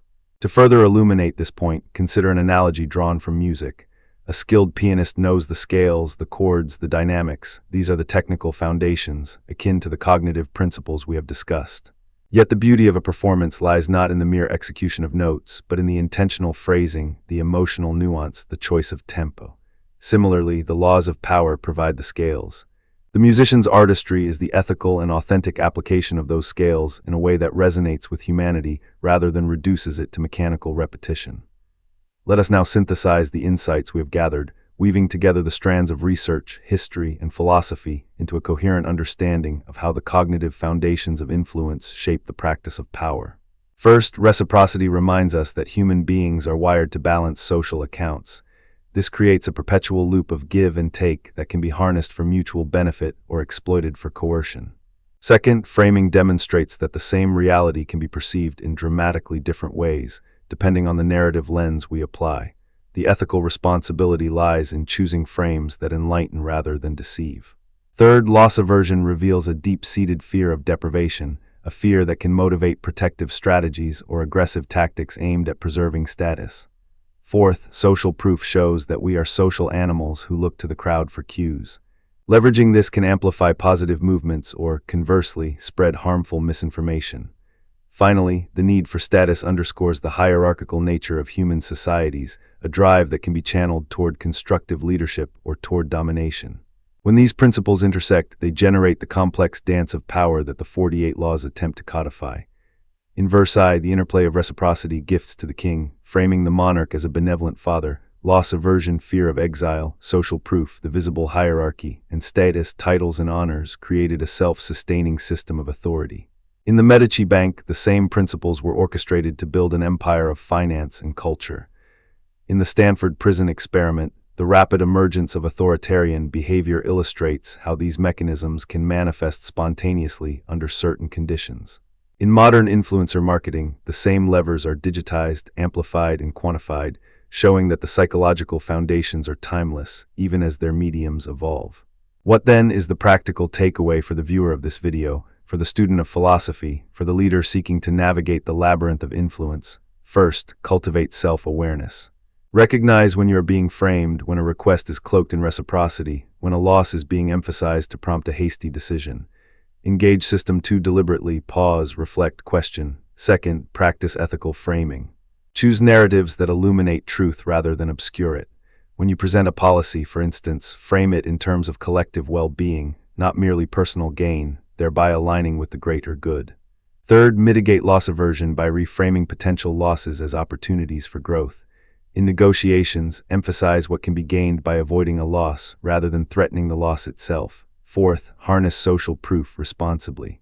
Use the influence of the crowd to promote positive behaviors, public health campaigns, environmental action, rather than to reinforce harmful norms. Finally, reflect on your relationship with status. Ask yourself whether your pursuit of prestige serves a higher purpose or merely satisfies an egoic need. Remember that authenticity, as Sartre would argue, is the act of acknowledging your freedom to choose, even within the constraints of societal structures. In closing, let us revisit a quotation from Machiavelli, whose work inspired the 48 Laws. The first method for estimating the intelligence of a ruler is to look at the men he has around him. This observation, while rooted in political strategy, also points to a deeper psychological truth. Our influence is not exercised in isolation. It is amplified, reflected, and sometimes distorted by the minds that surround us. By understanding the cognitive foundations, reciprocity, framing, loss aversion, social proof, and status, we become better equipped to discern the motives behind the actions of others, to calibrate our own responses, and to shape our interactions in ways that honor both power and humanity. Thus, the philosophy of the 48 Laws of Power is not a manual for ruthless domination, but a map of the human psyche, a terrain marked by ancient instincts, modern research, and timeless ethical dilemmas. As we navigate this map, let us do so with the reflective calm of a philosopher, the strategic insight of a statesman, and the compassionate awareness of an existentialist who knows that, ultimately, the construction of self is an ongoing dialogue between the desire for influence and the yearning for authenticity. The choice, as always, remains ours. Imagine a boardroom that feels less like a place of spreadsheets and more like a chess tournament, where each move is measured not only by its immediate payoff, but by the echo it creates across the entire field of play. In that setting, the ancient wisdom of the 48 Laws of Power, distilled by Robert Greene from the scrolls of Machiavelli, Sun Tzu, and the courtly intrigues of Renaissance Europe, finds a surprising new home. The laws do not simply belong to the dusty annals of royal courts. they have been repurposed, reinterpreted, and sometimes misapplied in the bustling corridors of modern corporations, the high-stakes arena of diplomatic negotiations, the relentless scroll of digital media, and even the intimate terrain of personal relationships. To understand how these strategies translate, we must walk through concrete examples, trace the steps of implementation, recognize the hidden pitfalls, and ask ourselves what ethical compass, if any, should guide such a practice. Let us begin with Law 3, conceal your intentions. At first glance, the phrase sounds like a magician's patter, a promise to keep the audience guessing until the final reveal. In the world of technology, few leaders embody this principle as starkly as the late Steve Jobs, whose product launches were famously shrouded in secrecy. Yet a more recent illustration comes from the rise of a certain cloud computing CEO, let us call him Alex, who in the early 2010s was steering a fledgling startup into the competitive arena of artificial intelligence. Alex understood that announcing a bold research agenda too early would invite both copycats and regulatory scrutiny. Instead, he cultivated a narrative of incremental improvement, releasing modest updates to the public, while his internal R&D teams pursued a breakthrough in neural network efficiency.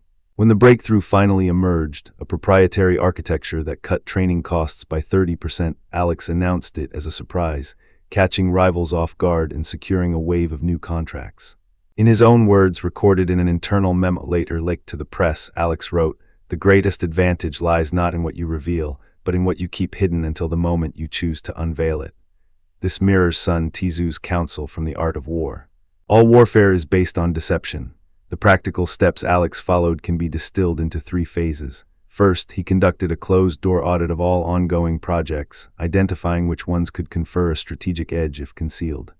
Second, he instituted strict information silos, limiting cross-departmental chatter and employing non-disclosure agreements that extended beyond the usual legal requirements.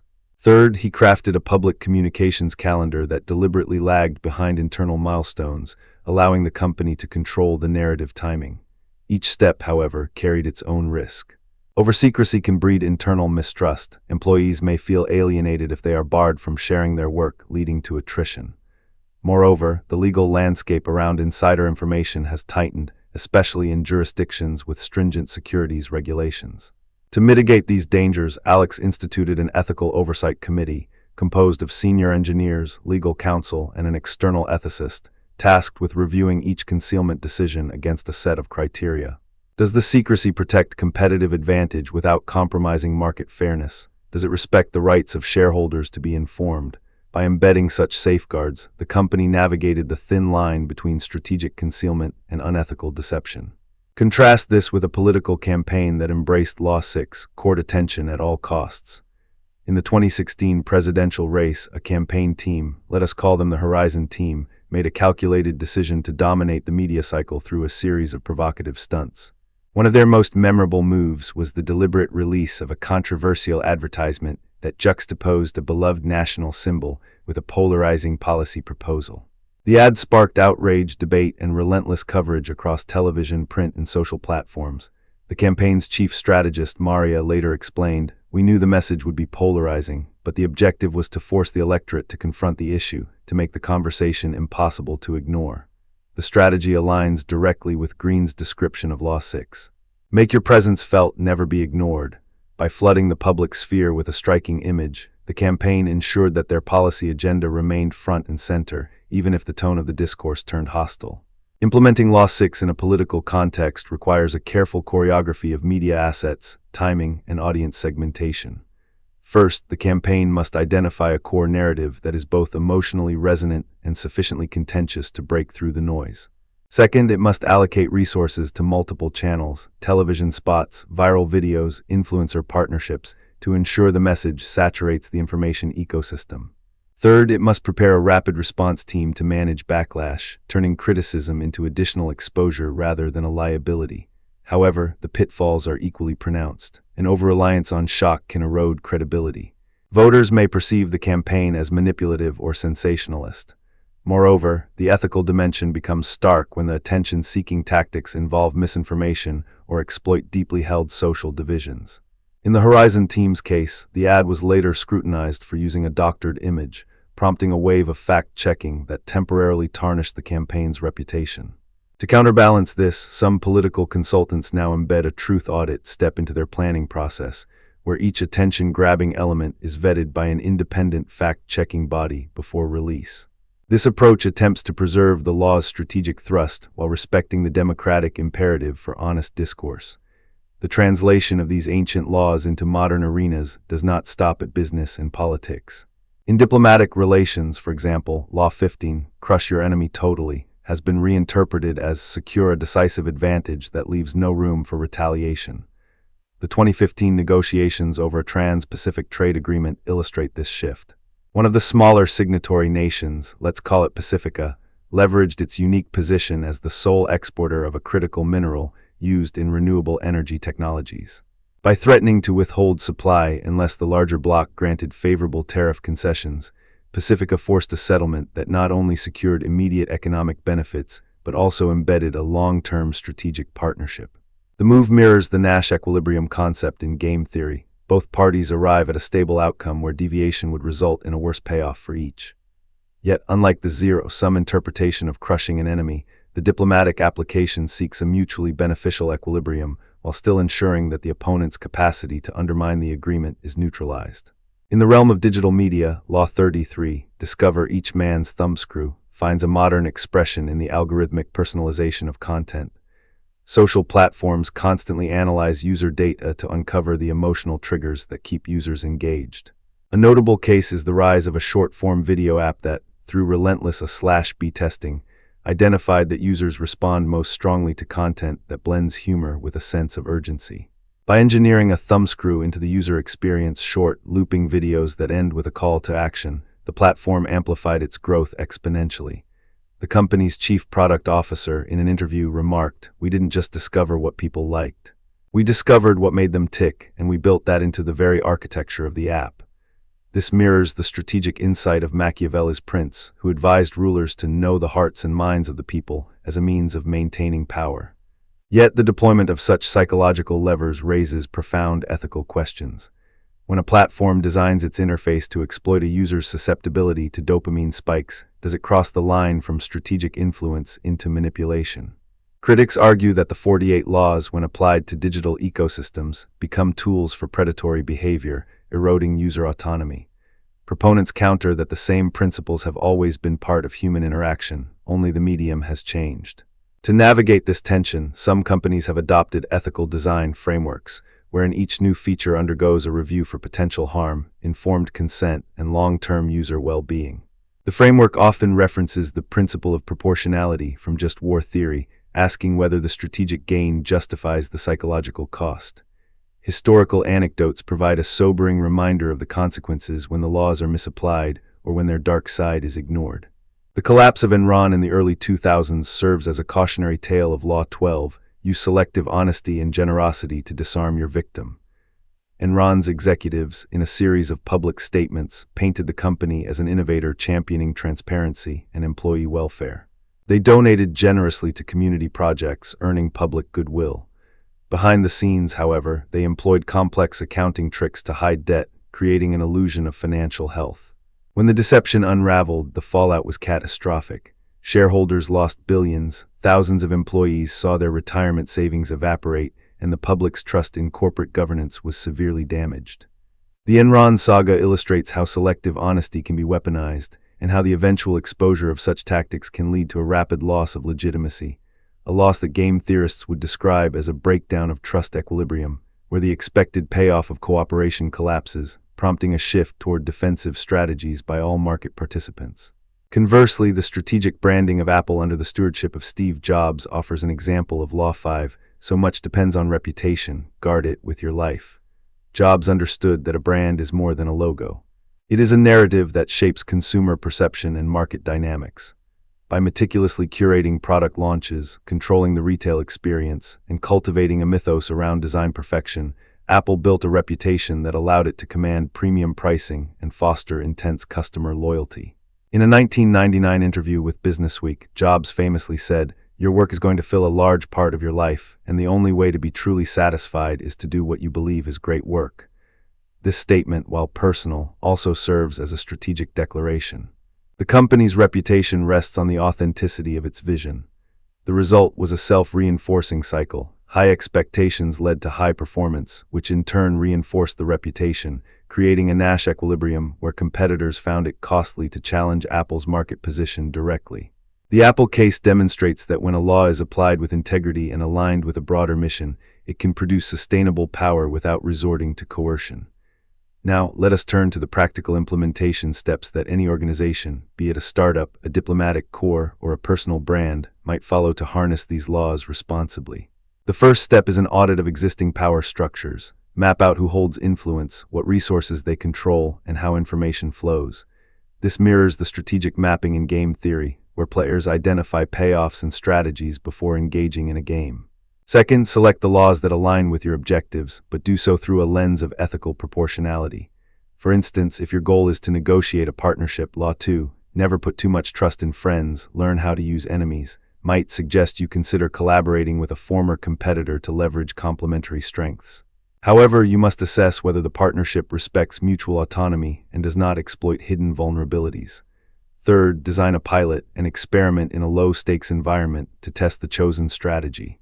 In the tech CEO example, Alex first applied concealment within a single product line before scaling the approach company-wide.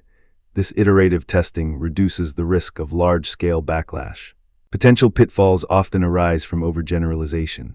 The 48 laws are not a one-size-fits-all formula. They were derived from historical contexts where power was often exercised through force or coercion. In a modern, transparent organization, the indiscriminate use of Law 7, get others to do the work for you, but always take the credit, can quickly erode morale and invite whistleblowing. Moreover, the digital age has amplified the speed at which information spreads. A misstep that might have been contained within a court in the 16th century now becomes a viral scandal within hours. The law of the more you hide, the more you risk being discovered is amplified in a hyper-connected world.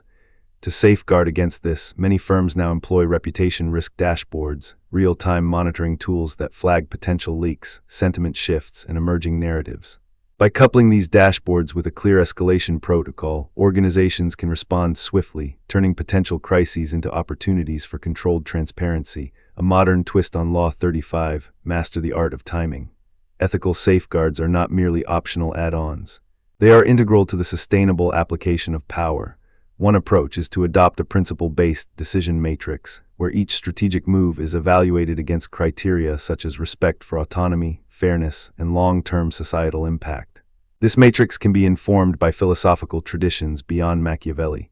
For example, the Confucian concept of ren, benevolence, urges leaders to consider the welfare of those they influence, while the Kantian categorical imperative asks whether the action could be universalized without contradiction.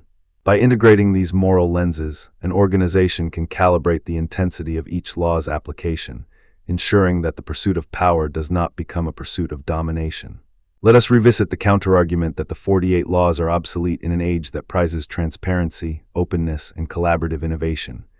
Critics point to the rise of open-source software communities, where the very notion of secrecy, central to many of the laws, seems antithetical.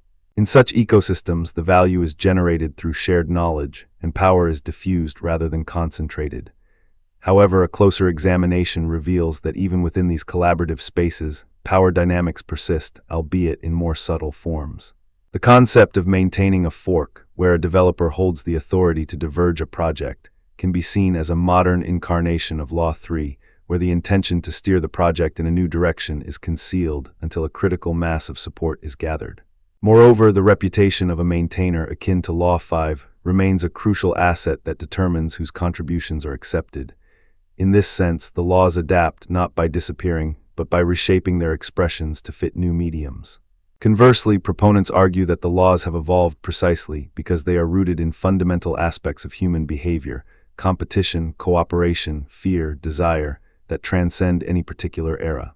The rise of social media platforms, for instance, has amplified the relevance of Law 6. In the digital age, attention is a scarce commodity, and the mechanisms for courting it have become more sophisticated.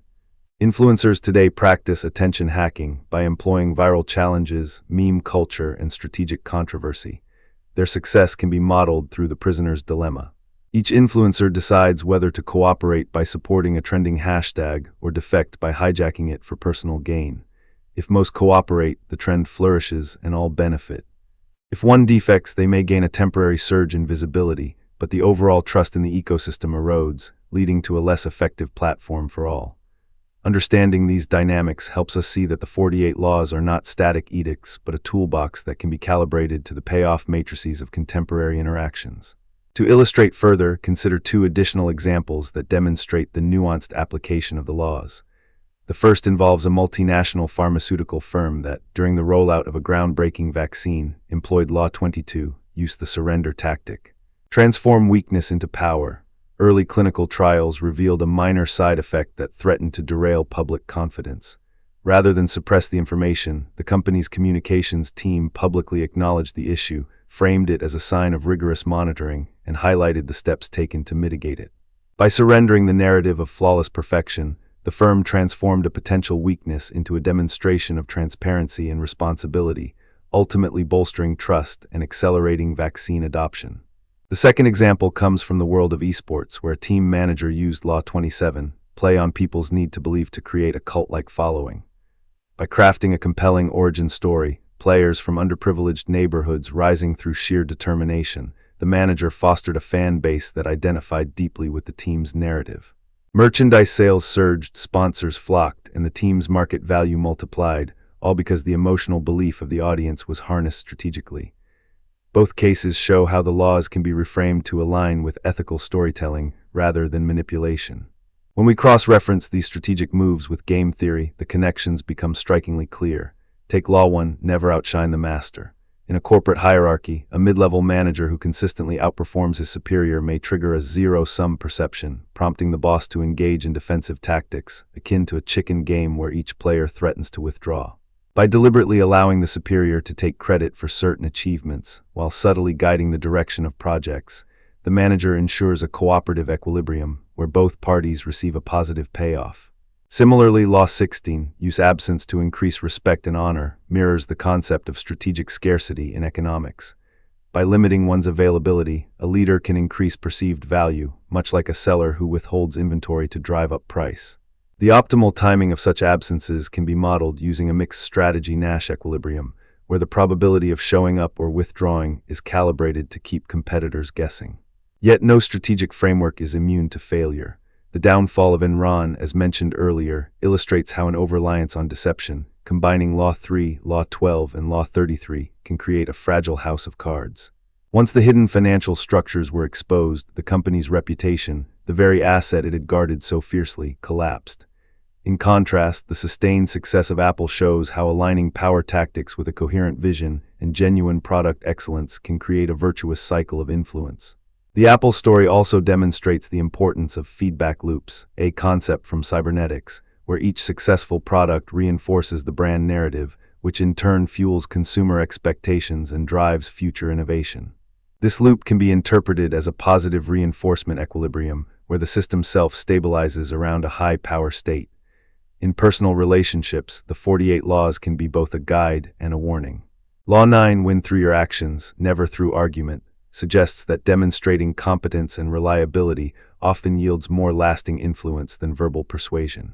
A modern illustration is the story of a therapist who, instead of lecturing a resistant client about the benefits of mindfulness, consistently models calm presence in sessions, allowing the client to internalize the practice through observation. Over time, the client adopts the technique voluntarily, illustrating the power of embodied influence. However, the same law, when misapplied, can become manipulative if the actor uses action merely as a facade to mask ulterior motives. Therefore, the ethical safeguard in personal contexts is the principle of consent, ensuring that the other party is aware, at some level, of the influence being exerted and retains the freedom to accept or reject it. To bring these reflections full circle, let us consider how a modern leader might synthesize the 48 laws into a coherent strategy that respects both ambition and responsibility. First, conduct a self-assessment. Identify your core values, long-term goals, and the relational ecosystem you inhabit. Next, map the relevant laws onto your objectives, noting which ones serve as levers for growth and which carry higher ethical risk. Third, design a phased rollout beginning with low-stakes applications, perhaps using Law 4, always say less than necessary, to hone concise communication in meetings. Observe the response, gather feedback, and adjust. Fourth, embed an ethical review at each phase, drawing on diverse philosophical traditions, Stoic virtue ethics, Confucian relational harmony, and contemporary human rights frameworks, to evaluate whether the pursuit of power is being balanced by concern for the common good. Finally, maintain a reflective practice, akin to a daily journal where you record the outcomes, the emotions evoked, and the unintended consequences, ensuring that power remains a tool, not a master. In the final analysis, the 48 laws of power are not relics of a bygone era, nor are they a universal prescription for domination. They are, rather, a mirror that reflects the perennial tension between influence and integrity. By studying their origins, Machiavelli's pragmatic realism, Sun Tzu's strategic subtlety, the courtly cunning of Renaissance Italy, we gain insight into the mechanisms that have shaped human interaction for centuries. By mapping them onto contemporary arenas, business negotiations, diplomatic dialogues, digital ecosystems, and personal bonds, we see how these mechanisms adapt, mutate, and sometimes clash with modern values of transparency and collaboration. By examining detailed examples, from a tech CEO's calculated secrecy to a political campaign's relentless quest for attention, we uncover both the brilliance and the peril inherent in wielding power. By cross-referencing game-theoretic models, we recognize that the strategic choices embodied in the laws can be understood as moves within a complex, multiplayer game where payoffs, trust, and reputation are constantly recalibrated. Ultimately, the decision to employ any of these laws rests on a personal and collective judgment, whether the pursuit of influence will serve a purpose that transcends mere self-interest, whether the methods respect the autonomy of others, and whether the long-term equilibrium we aim to create is one of mutual benefit rather than perpetual conflict. In a world where attention, information, and reputation flow faster than ever before, the ancient art of power demands a new ethic, one that blends strategic acumen with compassionate stewardship. As we close this exploration, let us remember the words of Niccolo Machiavelli, who wrote in The Prince, "The first method for estimating the intelligence of a ruler is to look at the men he has around him."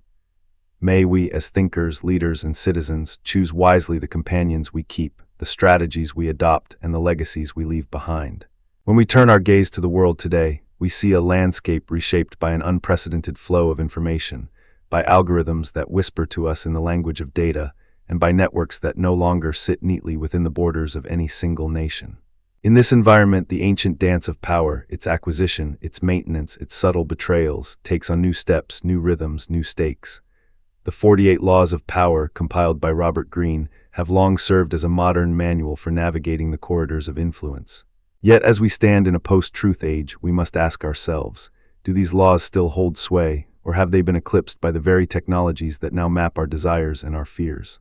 In this segment, we will explore that question, weaving together the original intent of the laws, the insights of thinkers from Foucault to contemporary virtue ethicists, and the lived realities of data-driven campaigns and influencer economies.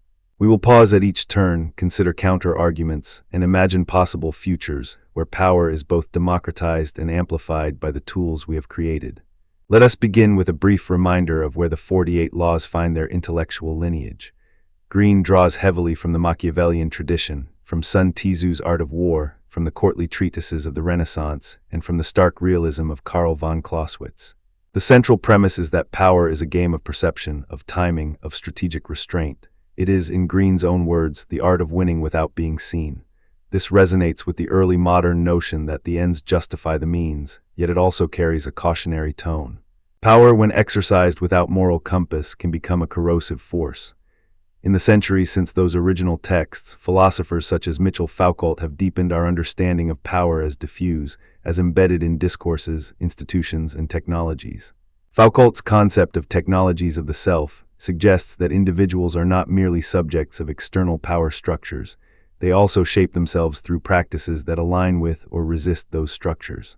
This duality, power as both external force and internal self-crafting, provides a fertile ground for re-examining Greene's laws in the age of algorithms. Consider Law 33. Discover each man's thumbscrew. In the Renaissance courts, a thumbscrew was a literal instrument of torture, a device used to extract secrets by applying pressure to a vulnerable point. Metaphorically, Greene urges us to identify the hidden levers that move people, be they desires, fears, ambitions, or insecurities. In the digital era, this metaphor has been transformed into a literal practice, data mining. Companies and political operatives now harvest billions of data points, constructing detailed psychographic profiles that reveal the very thumbscrews of modern citizens. The Cambridge Analytica scandal offers a stark illustration.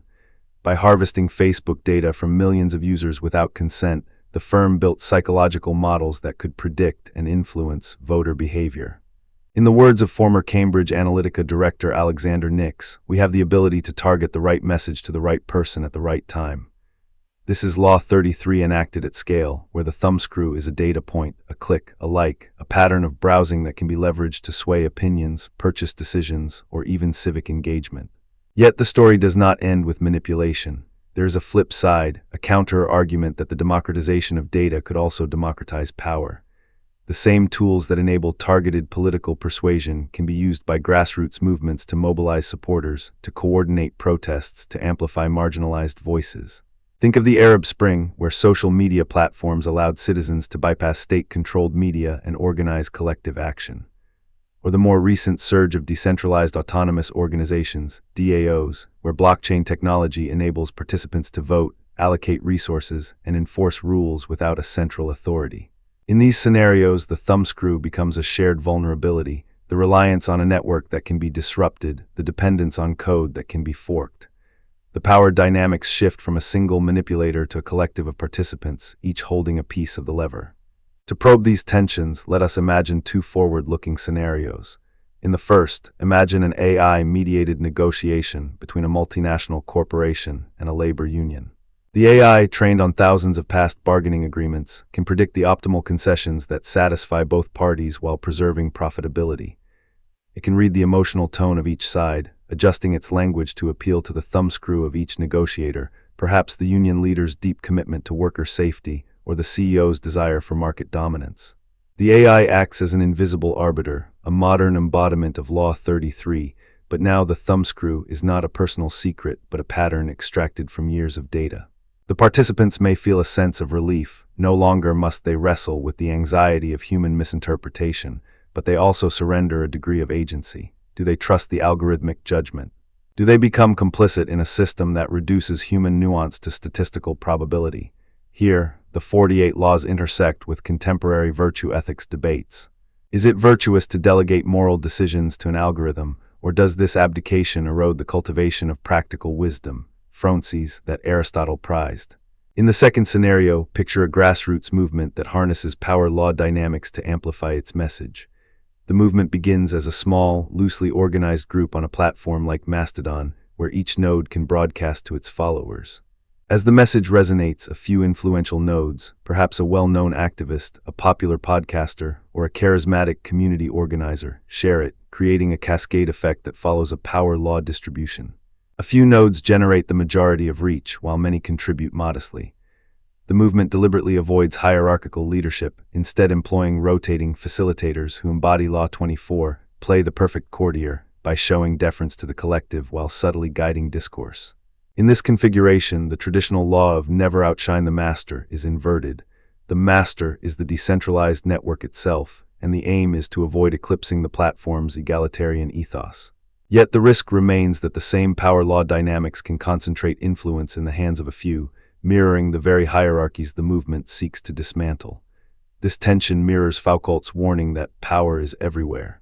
Not because it embraces everything, but because it comes from everywhere. The movement must constantly negotiate the paradox of using power to dissolve power. These imagined futures invite us to ask critical questions. If algorithms can detect our thumbscrews with uncanny precision, does the knowledge of those vulnerabilities become a public good or a private weapon? If we accept AI as an impartial mediator, do we risk enshrining the biases embedded in its training data, thereby reinforcing existing hierarchies under the guise of efficiency? And if decentralized networks can generate power law distributions that mimic corporate structures, can we truly claim that technology alone will usher in egalitarianism? To answer these, let us turn to the counter-argument that power will become more egalitarian in the digital age. Proponents point to the open source movement, to the rise of citizen journalism, to the fact that anyone with a smartphone can broadcast a live video that reaches millions. They cite the example of TikTok's algorithm, which can propel an unknown creator to viral fame overnight, seemingly bypassing gatekeepers. In the words of media theorist Henry Jenkins, participatory culture blurs the line between producer and consumer, allowing each to shape the narrative. This perspective suggests that the old hierarchies, royal courts, corporate boardrooms, political elites, are being eroded by a flood of participatory content. The 48 laws might thus appear antiquated, relics of a world where power was concentrated in a few hands. However, a deeper look reveals that the same mechanisms that amplify new voices also amplify old ones. Influencer culture, for instance, demonstrates how the law of make your accomplishments seem effortless, Law 30, is repackaged as a curated aesthetic. Influencers meticulously stage their lives, using editing software, strategic timing, and sponsored content to appear both authentic and aspirational. Their followers, in turn, are nudged into a cycle of consumption that reinforces the influencer's status.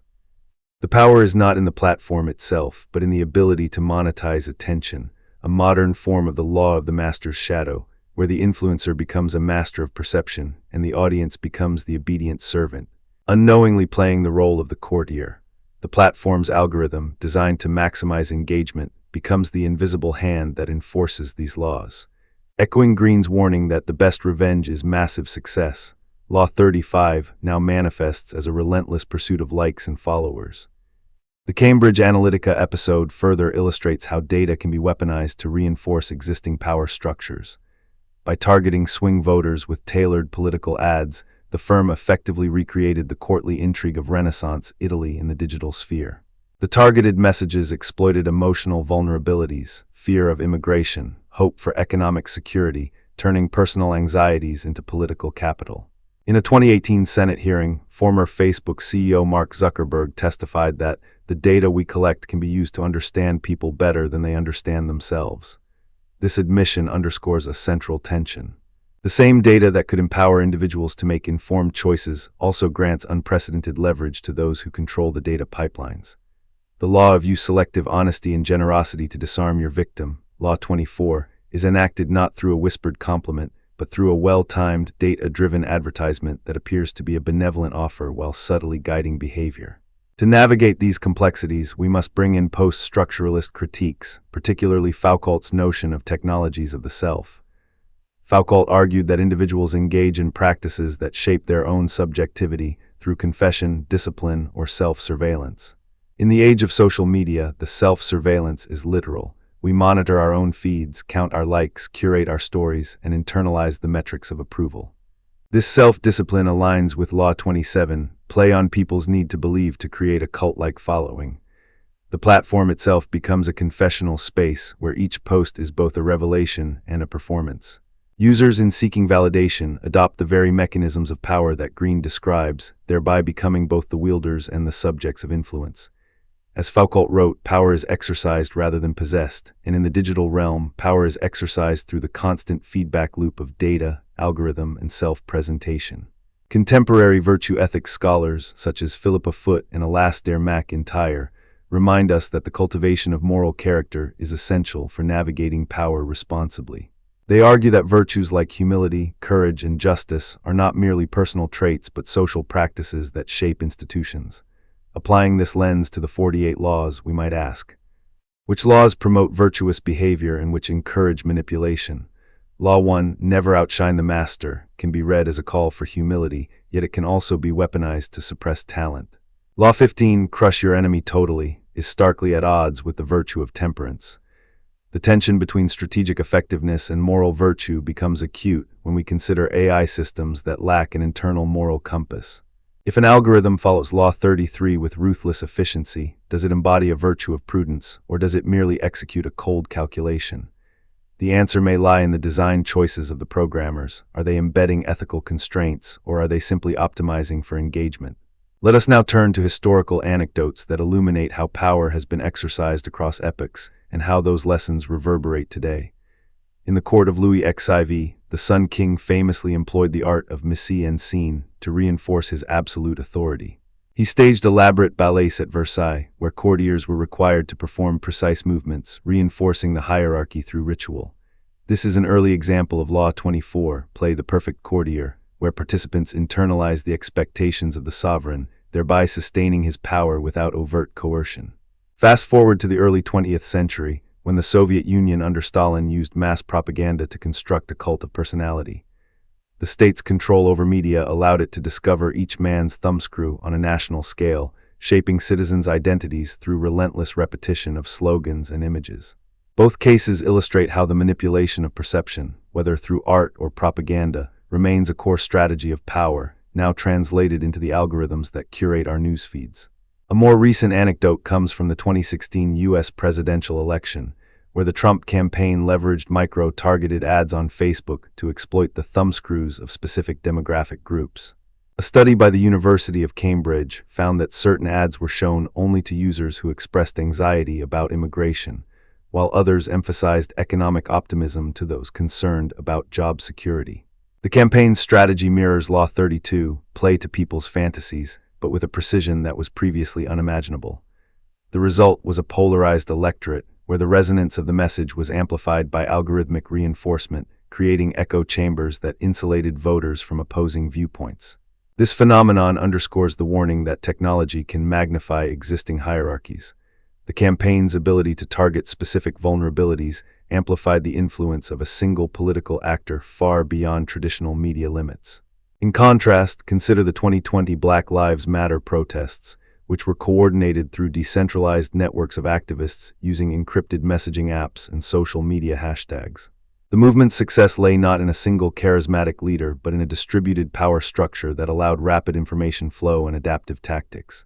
Here, Law 44, disarm and infuriate with the mirror effect, was employed by activists who mirrored the police's tactics of surveillance and turned them against the establishment. By live-streaming police actions, they exposed abuses in real time. The movement's ability to harness the same platforms used for manipulation demonstrates that technology is a double-edged sword, capable of both consolidating and diffusing power. We now arrive at the crux of our reflection. How do we reconcile the strategic insights of the 48 laws with the ethical imperatives of a post-truth world? One approach is to reframe the laws not as a checklist for domination, but as a diagnostic toolkit for understanding power dynamics. Law 49, assume formlessness, advises adaptability, an insight that resonates with the need for resilience in an environment where data, algorithms, and social norms shift at breakneck speed. Yet adaptability without ethical grounding can lead to a form of moral relativism, where any means are justified by the ends of influence. This is where virtue ethics offers a compass. The virtues of justice and temperance can serve as constraints on the strategic use of power. In practice, this might mean refusing to employ data mining techniques that infringe on privacy, even if they promise a competitive edge. It might also mean cultivating transparency, an antidote to the post-truth condition, by openly disclosing how algorithms shape content, thereby restoring a degree of agency to the audience. Looking ahead, we can envision two divergent trajectories. In the first, a transparent AI paradigm emerges where algorithms are audited, data ownership is decentralized, and individuals retain control over their digital footprints. In such a world, Law 33 would be applied with consent. Users could opt in to share certain preferences, knowing that the thumbscrew is being used to enhance rather than manipulate their experience.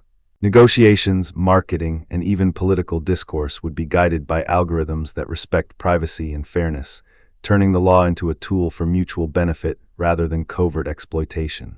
In the second trajectory, power becomes increasingly opaque. Corporations and state actors develop ever more sophisticated profiling techniques, combining biometric data, location tracking, and psychographic analysis to predict and shape behavior. The thumbscrew becomes a hidden lever that few understand, and the average citizen is reduced to a data point in a vast equation of influence. Here, the 48 laws would be wielded by an elite class of data scientists and strategists, echoing the courtier's role in a digital court where the sovereign is an algorithm. The danger, as warned by scholars like Shoshana Zuboff, is the emergence of surveillance capitalism, where the market for personal data supplants the market for goods, and power is no longer contested in public squares but in the hidden servers of tech giants. What then is the role of the critical thinker, the philosopher, the citizen in this unfolding drama? Perhaps the answer lies in a synthesis of the strategic awareness championed by Greene and the moral vigilance advocated by virtue ethicists and post-structuralists. To navigate the post-truth world, we must first become adept at recognizing the thumbscrews that are presented to us, whether in a targeted ad, a curated newsfeed, or an influencer's recommendation. Then we must interrogate the intent behind those levers. Are they designed to inform, to empower, to coerce? Finally, we must decide how to respond, guided by virtues that prioritize human flourishing over mere efficiency. In practical terms, this could involve cultivating digital literacy as a habit of self-care. Just as Law 26 advises to keep your hands clean, we can keep our digital hands clean by using privacy-enhancing tools, by demanding transparency from platforms, and by supporting legislation that protects data rights.